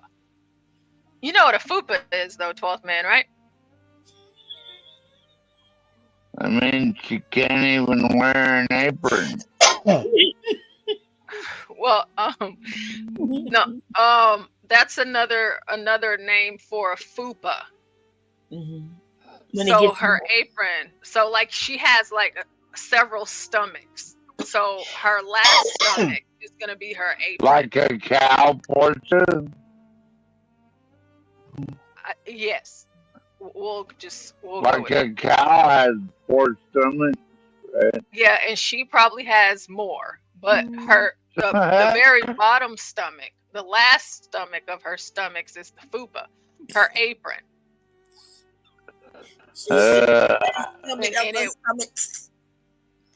What'd you say, Palm Cherry? I said you said the last stomach of her stomachs. Yeah, it's the very last stomach out of all of those stomachs. It's her apron, and it weighs like 40 pounds. So one of her stomachs weighs that much. And of course, she has one stomach. I'm talking about her flaps. That doesn't get me hard in the least. Okay, well that's okay. Yeah, they have a lot of men who into BBWs, supersized BBWs, supersized BBWs. Lots of men. So, but yeah, they and come to dominate. find out let me make sure. Let me pull this up before I forget because I did want to point that out. The NAFTA. Not the North American Free Trade Agreement, but they actually have one. I think it's NAFTA for obese women. It's something that a guy created. Why are they so fat, Porsha? Because they don't have self-control. And it's called the NAFA. The NAFA. So NAFA is the organization that was created by a man that had a sexual attraction to big ladies. It's called the National Association to Advance Fat People. And so he created this association because he liked really big fat women, and he wanted to make an organization and a movement to where more people would feel like it was okay and comfortable, so he didn't feel so bad about his obsession. So why NAFA? At least 1/3 of the world's population is fat, yet fat people are discriminated against in all aspects of daily life. For over 50 years, NAFA has worked to make the world a better place for fat people through education, advocacy, and support. We are a multi-generational, intersectional social justice organization creating opportunity for big-bodied people and building community for fat people and our loved ones. Our work towards equality at every size is changing the world. Campaign for size freedom. All bodies deserve care, especially the fat ones, love and respect. The campaign for size freedom continues to fight and end body size discrimination. The campaign is led by NAFA and FLAIR, another organization, and FLAIR stands for Fat Legal Advocacy, Rights and Education Project, a project of the Law Office of Brandy Salovey and supported by Dove, for all of you lovely ladies out there that use Dove. So again, this, whether you, here we got Black Lives Matter. In the event that you did not know, there is an organization out there, NAFA, National Association to Advance Fat Acceptance. So here we have this, young lady who also passed away. A majority of these people, they had like, millions of followers on TikTok. And of course they had their other socials, but TikTok is where they, really had a lot of their fans.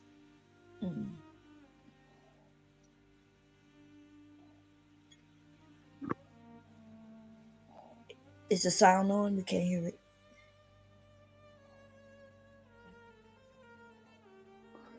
I can hear you. We can't hear it. Good night, Joel. Have a good night. I can hear you, ma'am. Oh, were y'all able to hear the video though? I wasn't able to. Oh, you couldn't hear the video? Okay. Thank you. Because it does that sometimes, and I do not know why. Oh, yep, it disconnected the audio. It seems like it does it like that. Oh, wait, you mean the video that just played? I was able to hear it. It just it stopped. Oh my God. But there was more? Yeah. I rewinded it a couple seconds. So I'm gonna play it again. Society now, they put their health as the last priority, right? I gotta work, I gotta make money, I gotta do all these other things, and then health is pushed to the very last one of them. Oh, I don't have time. But you only have one body, and it's only a matter of time before some sort of permanent damage occurs to your body. And you can always make money later, you can always do everything else later, but once damage is done to your body, that is very, very, very hard to fix. So I'd always encourage everybody to focus on their health first. Lord, Anytime I roll or move or anything, I have to adjust it. And I can't wear my leggings or shorts anymore. Oh, I'm out of breath constantly. And I wish I knew the cost of eating. I wish I knew the cost of the comfort at the time that I was seeking. And I just want this to be a warning to other people that just need to hear the hard truth, that if you keep it up and you keep, gaining and not taking care of yourself and moving around and doing what you need to do, your health is going to decline. I'm really proud of her for posting this video because despite the fact that she was actually part of this movement and promoting this sort of lifestyle, she's finally come to understand what sort of consequences this has on other people. And them hearing it from another sort of fat positive influencer will do wonders, way more than I could ever say, because they'll probably just ignore me or something. I'm really proud of her for actually posting this. This is going to help a lot. Yes, Deacon Dave, you might have just gotten here. We're talking about the fat body positivity influencers are all dying, and whether or not this whole fat positivity movement is going to continue to accelerate during the year of 2025. So yes, she is dead. She died. A lot of people. I do what I need to do, to take care of my husband and stuff still, and I make things work, and I can do the things that I need to do, but they're very, very hard. If you guys didn't catch that, yes, she is wildly obese, but she still had a husband. I had to have help trimming my toenails the other day because I felt so out of breath trying to I lean over and wouldn't do my touch her toes. with There's a just a lot that was taken Stanley away. penis. Okay. All right, 12th man.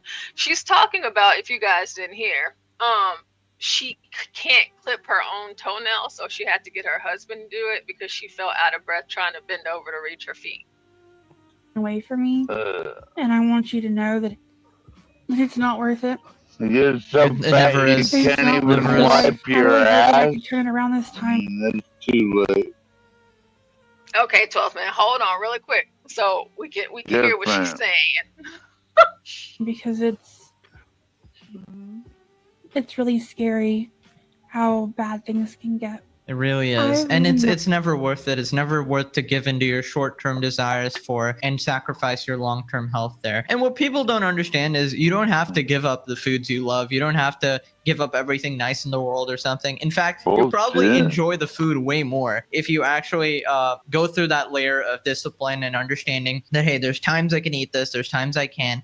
And, if you have it in controlled amounts. It's like everybody's had that experience of eating McDonald's 7 days in a row, and by the third day you actually just hate it, and you're just confused like, hey, I love McDonald's, why do I suddenly hate it? Because you're having it over and over and over again, right? That's kind of how it works there. It's so funny, and like the way that I wanted to do my stories tonight is because in a lot of these videos, because there's tons of videos out there of, you know, different content creators talking about the fat influencers dying, but the main culprit in all of their videos is McDonald's. And whenever they do these mukbangs where they're eating all of that food on camera, it's always McDonald's. And so I just thought it was funny with the whole DEI thing and McDonald's getting all of this heat and pushback, and people are starting to say, because, you know, because they are rolling back their DEI initiatives, now they're saying, you know, boycott McDonald's, we're done with McDonald's. And it's like, that's a good thing.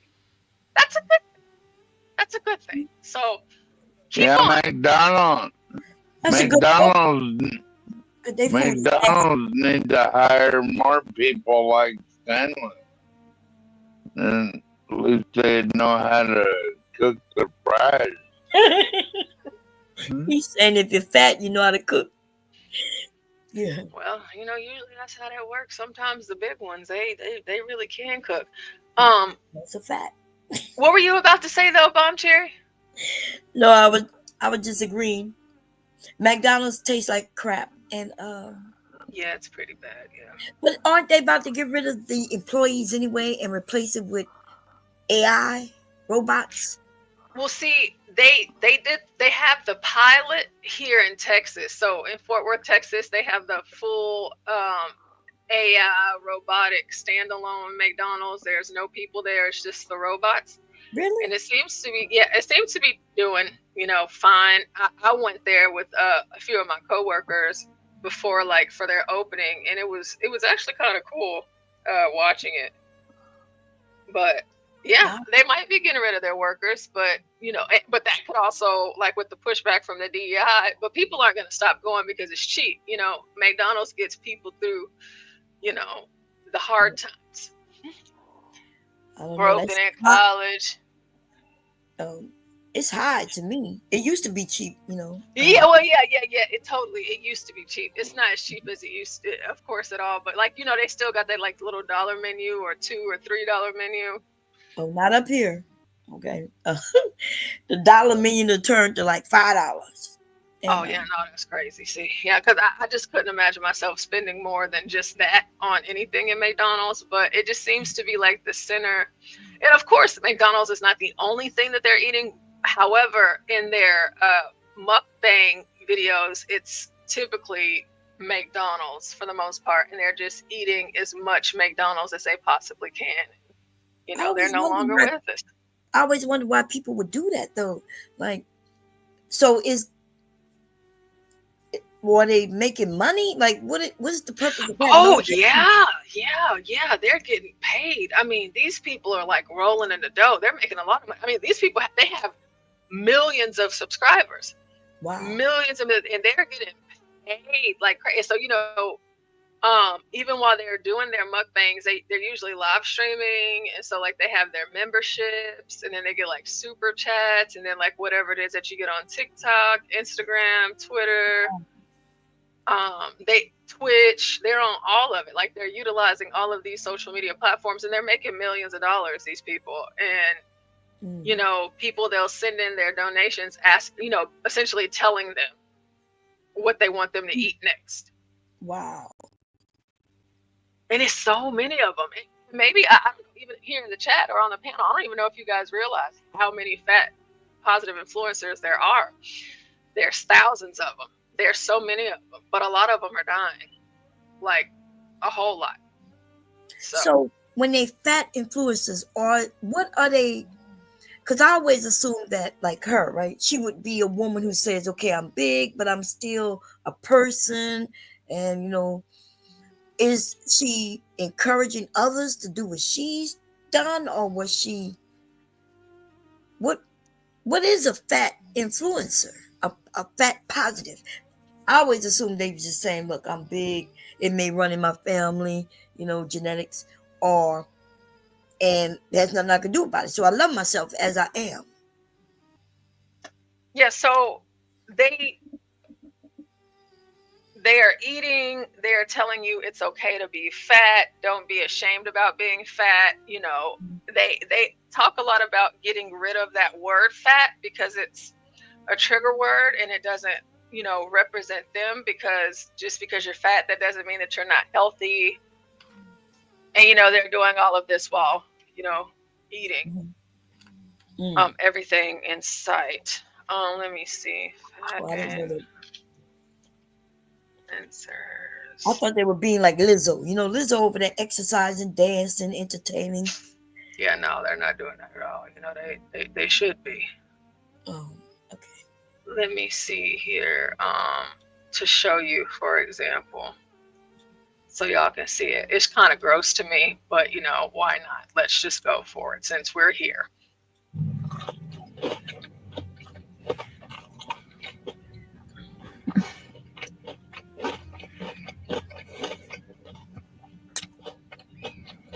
I know this sounds bad,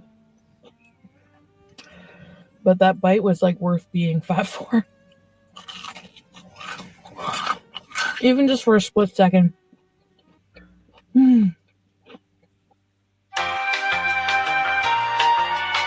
see how she's like, that bite was worth being fat for? It's like they don't make it like it's a bad thing, but like this is essentially, and I know, Bomb Cherry, this may sound crazy, but people like watching them eat, and that's all they do. Like on their for their content, all they're doing is eating. That's it, and people love it. They just love it. It's like like how it seems like you can make anything into content. So this is like one of those things, and some people actually started off average weight or skinny, right? But then they started to do this fat positivity content, and their numbers started growing up, and they started making more money, and so then they just kind of blew up with their views, their money, and their bodies. So here she is, some more.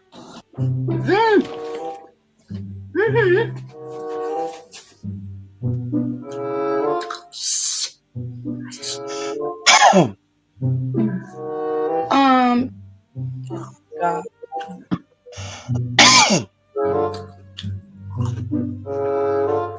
How am I supposed to give this up?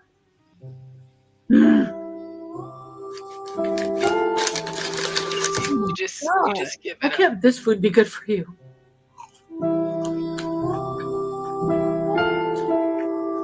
It's like a joke. No. It's like, here, I'm going to give you all this food your body craves. It's hyper palatable. It's so pleasurable. Releases endorphins in your brain. But you can't have any. It's not going to, no, you can have some, but it's not good for you. Shake my head. MSG. Now, Porsha. I'm sorry, I'm not trying to interrupt. I have a question. Yeah, go ahead. Do you have on a red shirt or a hot pink shirt on your Cash App thing? Is that you? Let me see. Yeah, it's like a red pinkish shirt, and I have braids. Yep, that's me. Wait, braids? I can't. It's so small. Okay, just want to make sure that. Yeah, red shirt. Yep, that's me. Okay, go ahead, sis. Go ahead. Well, thank you. Thank you, Bomb Cherry. Thank you. I had a great time up here with you. Okay, so your show slot, is it always the same time, or how do y'all do it? Y'all just pick days, or? Yeah, typically like during the weekdays, it's always the same time. Because we have Gone Trucking at first in the morning, and then after Gone Trucking, it's me, and then after me is Stanley. Okay. And then John sometimes he'll do his own streams, and then he'll always pop into our streams. Yeah. He just comes and goes, he's here. And then we also have Crack, who does the stock stream. So it's a team of 5 of us here, and we stream 24 hours. And so with our team, that's how we make it work. Okay. Well, because I got to get a bit. I had a great time. Don't take anything I said personally. Oh no, we're all good. You're a content creator too. What we got to do. We got to keep the people entertained. Yes, I do know that, and so I had a great time, and I will be back I Well, definitely will be please back. come back. Thank you for joining us. I mean, I had a good time too. We had fun. It's been Yeah, 9 girl, hours. you know how to swing with them, girl. You was giving me some punches. I was really enjoying it. I was really enjoying it. Well, thank you for coming. And Okay. then, Stanley, I mean, if you're ever up late, Stanley's always here. So, Yeah, I'll and be he back likes for to him. cook out. I definitely will be back when it's his turn, and check him out too. I like Stanley. Okay, We love Stanley. He's the I best. put up some pretty feet for you, Stanley. I'll be back.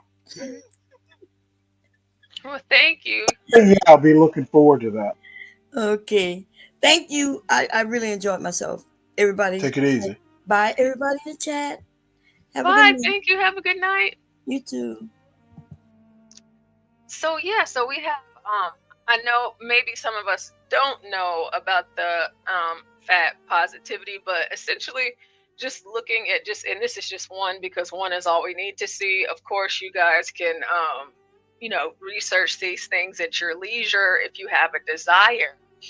But a part of my bringing the news, this whole thing where they just eat like this, and then they're always trying to tell you like why shouldn't we do this, that, and the third. But like all of these people are passing away, and it's just really unfortunate because that might be your lifestyle, but there's also realities associated with this lifestyle. So like I said, the DEI thing, hopefully y'all change some minds. Might not change many, but what I would like to see is that in 2025 that this body positivity is going to lean more towards getting healthy. Now, of course, if that's by way of Ozempic or whatever it is that you do to get the weight off so you don't die soon, because all of these people that died, none of them had even reached 30 yet. Not one. So, if any of you out there in the audience are on your way to being the next guest on my 600 plus pound life, start now. Just stop eating. Just drink water and then eat grass. If grass is too bitter for you, you can try some wheatgrass. Wheatgrass is actually very sweet if you've never had a wheatgrass shot. And then if that's just too much for you, just eat lettuce, and you can throw some protein, get some eggs, some boiled eggs, and then no dressing for you. Okay. And fish and chicken. And that's it. Nothing fried, no carbs, no sugars. Stay away. Let's diet. They always say new year, new me. And I'm really hoping that this body positivity thing dies down, because it's completely out of control. It's out of control. It's out of control. Do you have any comments, Stanley? About what? About the fat positivity movement ending in 2025. Do you think it'll stay or go? To be honest, I don't really have an opinion on it. All right, Stanley doesn't have an opinion. So I will go ahead. There's some things I'm a big fan of. If you ignore it, it'll go away. Well, you know what? I think that's fair. Well, fair. apparently they're dying off. I mean, it'll sort itself out. Yeah, it's like 30 of them recently too. And like in their last videos, they were talking about like, hey, like in January, this is when I'm going to start, but they didn't even make it to January. But that's all I have for tonight. Whenever I come back tomorrow, the other stories that I didn't get to, I will get to those on tomorrow. The Joy Taylors and the Kai Sanats and all of that. So I have broached into Stanley's time accidentally. Oh, that's all right. And yeah, it's I was hoping Virgo would be around, but apparently she'll be along later. Yeah, she said that she was coming back. Well, that's fine. She said I that have I her don't husband I was have snoring news a lot. stories. It's pretty much the usual. So Okay, no, okay. it's no problem. It's not like I had anything that special. I didn't Okay. realize I was looking at Bomb Cherry's website. Um, where did John run into her? Do you know? She said that John popped up into her channel, her chat randomly today. Really? And yeah, because I guess John was, after Nas made that suggestion, like every time John clicked off, he was going to other people's panels and then he would come back up and tell us that he just left somebody's panel, but he didn't tell us who it was. And so she actually took his advice because it was apparently several channels that he went to today, but she is actually the only one that showed up. So Interesting. more than anything else, I mean, if she said she was coming, she actually came. So at least she has honor in that way. She keeps her word.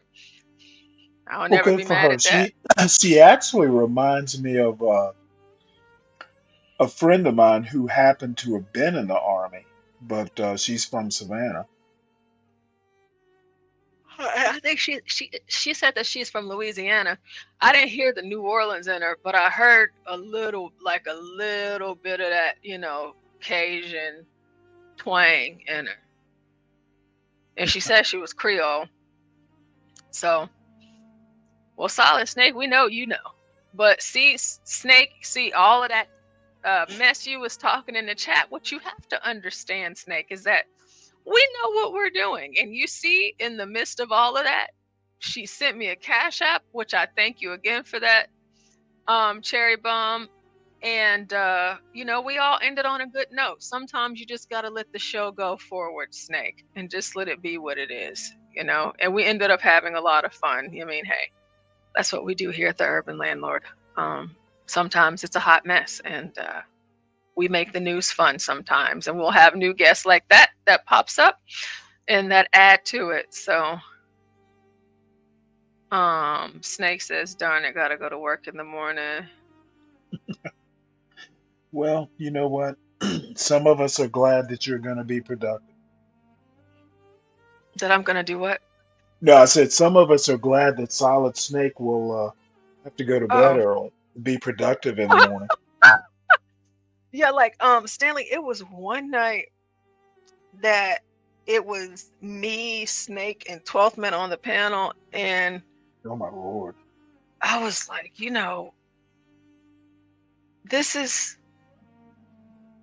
it's a lot. Yeah, it is.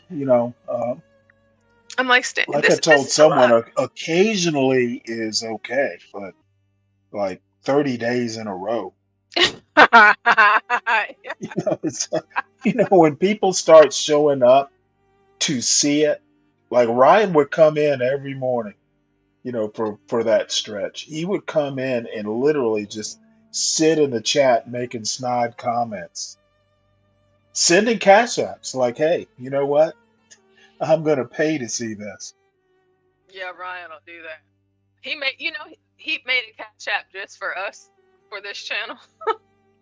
He did what? He didn't have a Cash App before, but he actually made a Cash App just for us on this channel so he can donate to us. That's the only reason why he made it. So, that's so funny.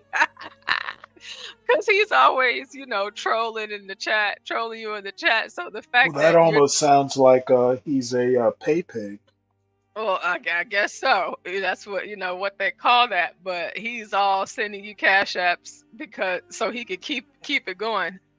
Like it is, like it's funny watching it, like when it's you, right? But like whenever it's not you and it's actually me, right? It's like, gosh, this is what Stanley has to go through.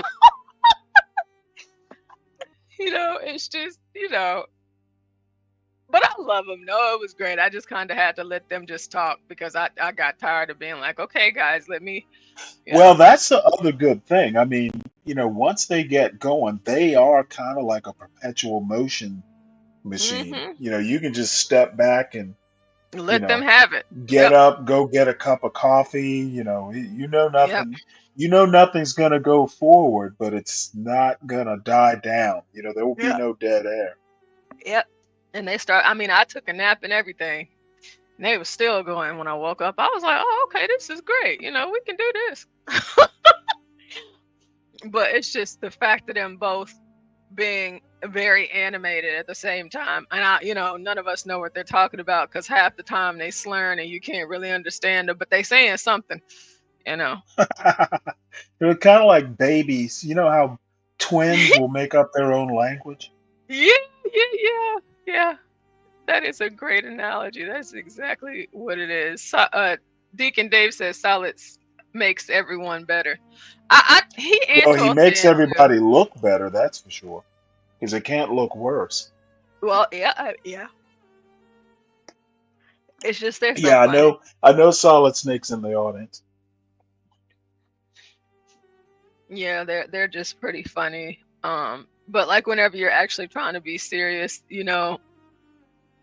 they make you not be as serious. Well, for me, anyways. Like I'll lose my flow and I'll just start laughing because I'm easily distracted. But you're strong, Stanley.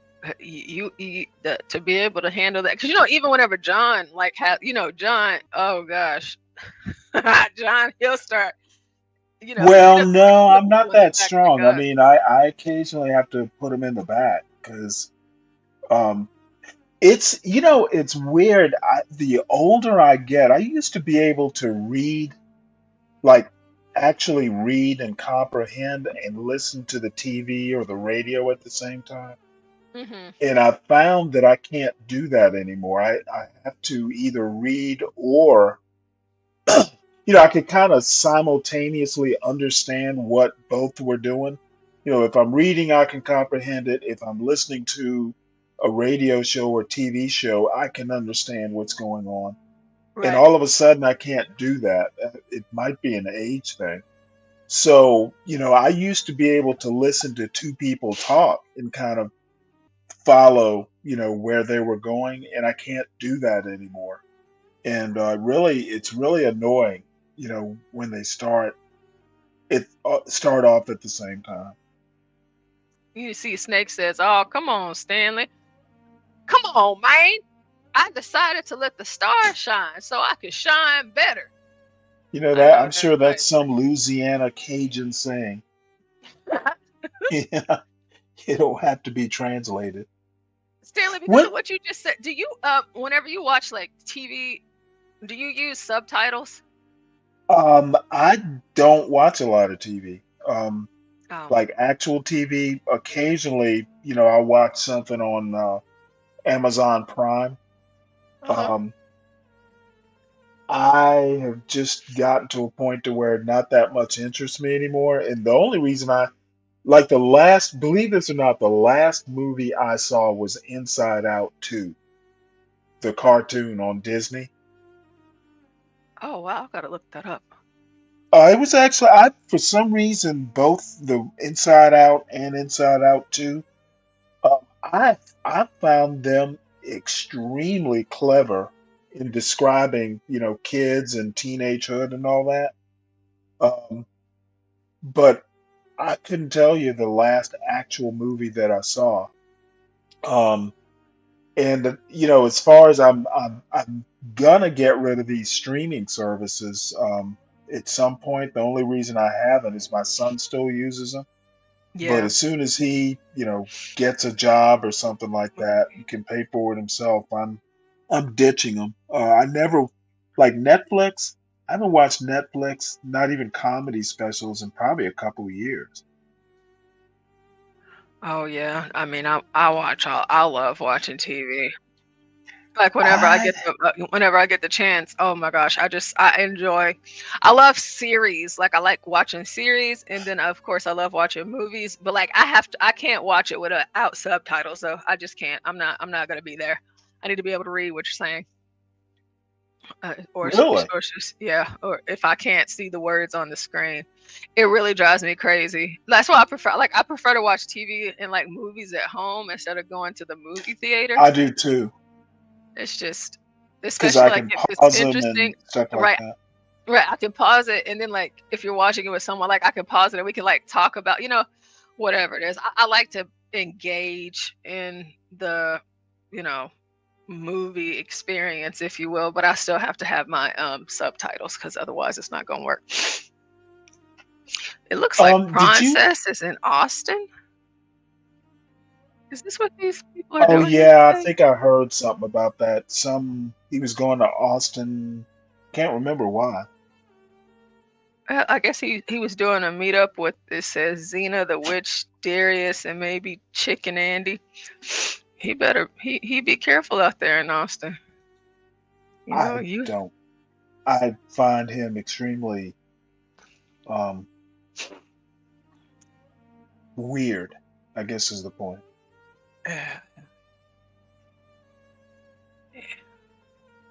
he's different. He's interesting. I guess. That party he went to, um, I don't know. It's like kids are really different these days. I couldn't imagine going to a party like that and staying for very long.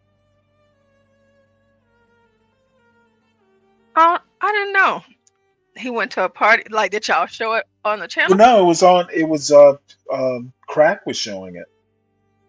Oh, I It guess I was like a missed that. party apparently with a bunch of lesbians and a stripper pole. Oh, oh wow.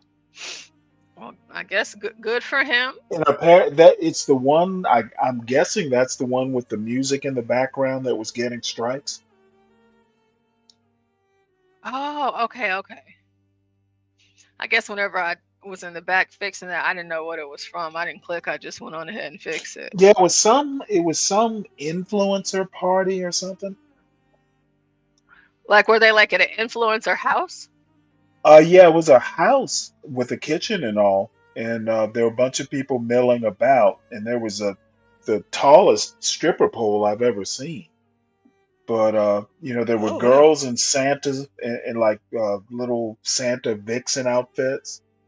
Oh wow. Um, but apparently they were all lesbians. They were kissing each other, but none of the guys. They were just guys wandering around, Oh wow.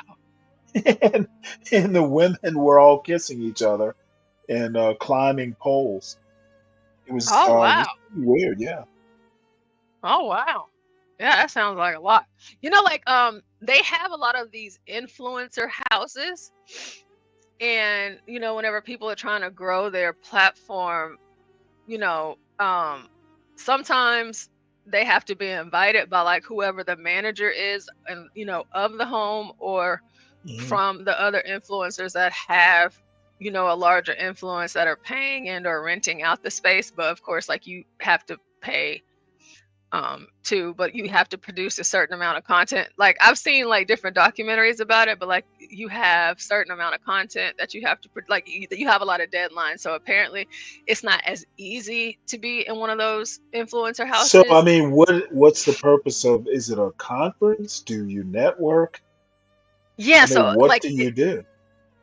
yeah, so you're definitely networking. Like, some people, they have larger channels than yours, you know, and other influencers even come over, and so they create content together, and so it's like they're pubbing each other, like publicizing each other to help their channels grow. Hmm. That's how a whole lot of these folks have gotten huge fan bases, just by networking and working together, and then actually living together. But like, there are some stories, and you know what, maybe I'll talk about that tomorrow. There are some stories of influencer houses where it just went completely off the rails, and it just wasn't good at all. Like, it was just a horrible Well, I idea. mean, So is it like a place, hey, you can like live here and not pay rent and save money? And no, I mean, what's the point of having an influencer house? it's just so influencers can be together in the same space, working together on content. Oh, it's like an artist retreat. Yeah, essentially. Yeah. And so like, you live there, and Interesting.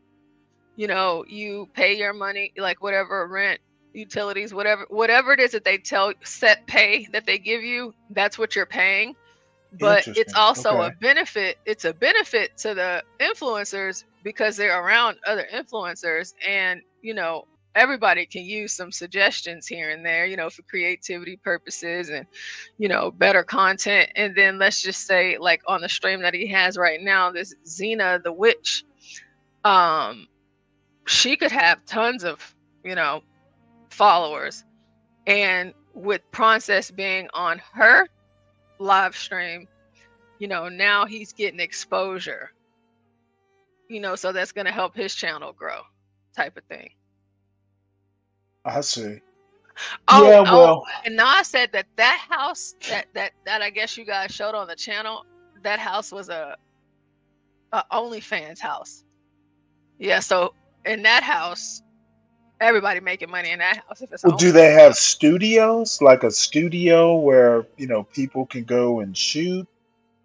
Yes, yeah. So like in different parts of the houses, they have again, like it depends on like whatever company is managing the influencer house. But let's just say a company is managing the influencer house, like, so they have everything that you need, all of the editing equipment, ring lights, cameras, you name it, they got it. Interesting. Okay. And then, of course, most of these people that move in, they have their own equipment too, right? And so, like, everybody gets their own room. They're all living under the same roof, but they're all producing content. And the influencer houses are usually really good, like, floor plans that accommodate that lifestyle, to where you can record in most places in the house. In the front of the house, outside of the house, they usually have like a pool, like kind of glamming it up for the viewer.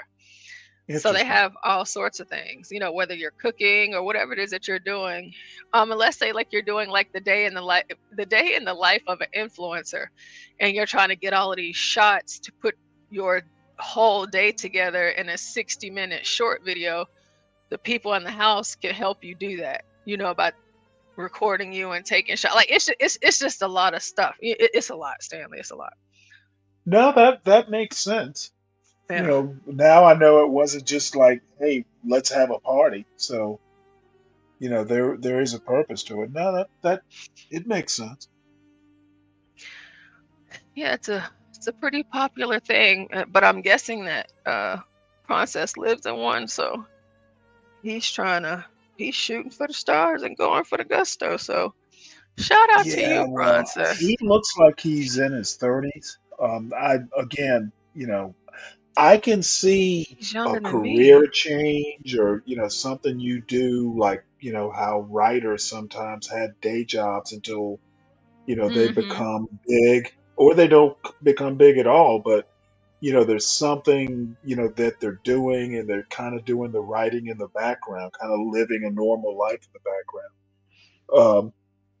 I honestly, and again, I'm kind of old fashioned. I don't know how you just, I guess it's like being an artist. You just do your craft and hope you make it big. But Yeah. it couldn't be me. Um, Yeah. As I still got to go to work, so well, I don't know. I don't like I living think with I just people. need basic structure. Yeah. It doesn't sound like the kind of life you could raise a family doing. Yeah. No, absolutely not. No, Yeah, that's not what it's for. it's like a Greenwich Village sort of life. Very few families, in my imagination, back in the Beat Generation days, you not too many families, were being raised, um, in, you know, in the Ken Kesey, sort of environment. Yeah, it's interesting. I'll probably tomorrow do some digging and try to find some good ones. I mean, I haven't gosh, everybody is live right now. Jesus. I guess it is Saturday, I suppose. Yeah, one of us wouldn't survive that experience, Black Manta.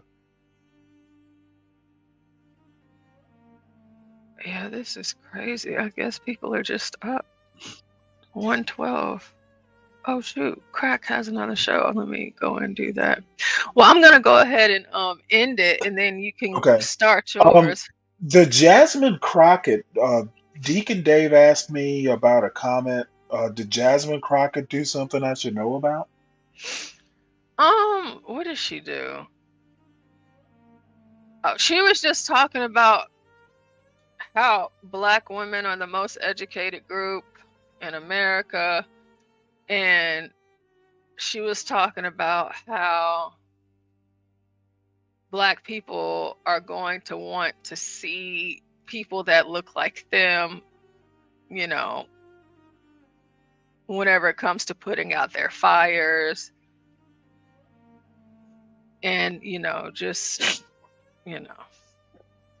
Um, I think that might be true, but again, because she's from Houston or somewhere, right? Yeah, so she's from St. Louis, but she's a Houston um congresswoman. Oops. Right. I can see her point, but it depends. I was kind of, and I'm kind of thinking about it along, but Black people, I don't even think Black.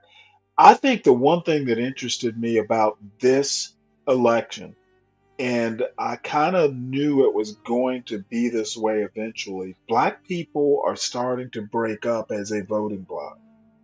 I Mm-hmm. don't think, and I think rightly so, you're going to see more people kind of going their own way. And the particular group, like say Democrats, politically may not be, doing what you need them to do. I think you're going to wind up seeing, Black people abandoning the Democratic Party more than they did this time. And that's going to be a good thing because Democrats obviously need to compete. And if the Republicans feel that, hey, we have a chance to pick up more Black voters, they're going to compete. Blacks should have done this a long time ago. And as far as Black people, um, need to see a Black person solving their problems, I don't know that I agree with that. Things are changing. I think that might still be true, but it won't be very true for long. Yeah, no. If my There, house is there on will be fire, there. I don't give a Yeah, I damn if you mean, there black, will white, be. blue. Put the fire out. Well, there will be places like Houston and urban areas where that sort of old fashioned, hey, I need to see somebody like me addressing my problems. I think there are going to be pockets of that, but I don't think that's going to be, you know, the 1960s are not going to be repeated. Yeah. And I think it gets less and less likely every year. Um, and the only good thing to come out of the 2024 election, as far as MAGA goes, is more Black people were attracted to it. Yeah. And hopefully, getting more into politics overall. Well, I don't think Trump did himself any favors. He could have appointed a couple more Black people to do stuff. Yeah, Um, he certainly could have, but I feel like people are paying attention more. So and that's something that I like to see. I always like to see people, get becoming interested and wanting to learn more, politically. That is always. Oop, oop, I have to move my headset. That's always good for me. So I have the redirect set. So okay. if you go ahead Let's and see. I start, think I think I put the show link. I'll put the show link again in the chat. and I have the link to call in pinned in the chat for you too. Okay. All right. Well, I have news stories and some videos. Maybe Virgo will show up. If not, then it'll be more gardening and farming and hunting videos. Well, I'll be listening in the chat. I'm getting Okay. sleepy, but I'll be listening. All right. Till I fall asleep. Talk to you later. All right, talk to you later. All right, everyone. So we have reached our end. We did go over a little bit longer, and it's 3:00 a.m. my time, cutting in the Stanley Show, and I didn't mean to do that, but sometimes things just happen. We had an excellent politicking with Porsha tonight. I have enjoyed it. It has been fun. We got to cover a lot, thankfully. Now, there are a few things that we did not get to cover. So what we didn't cover today, don't you great folks worry. We definitely will cover it tomorrow. We have to get into this Joy Taylor update. And I want to make sure that I show you guys the utmost respect by giving you a respectable update on that, as well as Donald Trump and Obama. And, Donald Trump, he has came out making a statement about his friendly interaction with Obama. And Obama has also came out and released a statement, and Michelle Obama has as well, about why she wasn't there. So we're going to get into all of that tomorrow. I want to thank you guys, as always, for always being here. I love y'all. Y'all are the best audience ever. Shout out to Cherry Bomb, her first time calling in. It got a little crazy, but then, it mellowed out and everything was just amazing. I posted her link in the chat several times. You guys be sure to go over there and show her some love and check her out. She came over here by way of John. Oh, Solid Snake says, thank you for such an exciting show tonight. Thank you, Snake. Thank you. Y'all been in the building all night. And, I appreciate you for that. But now, y'all know what time it is. It's time for Stanley versus the world. It's time for Stanley versus the world. So, if you think that you got it in you, y'all head on over there. And we are going to get out of here. And of course,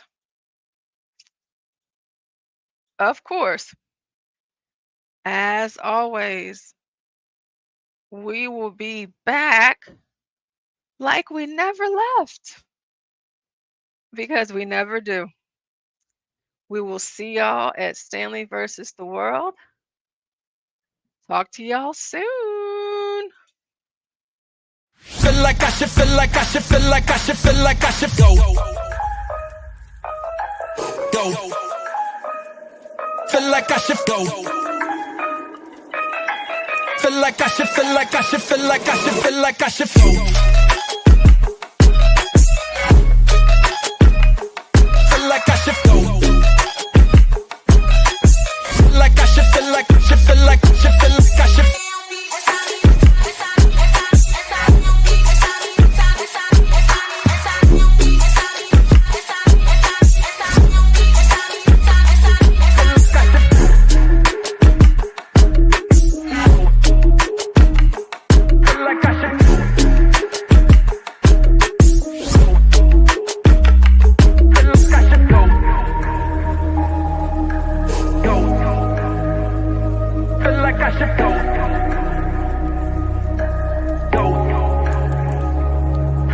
should go.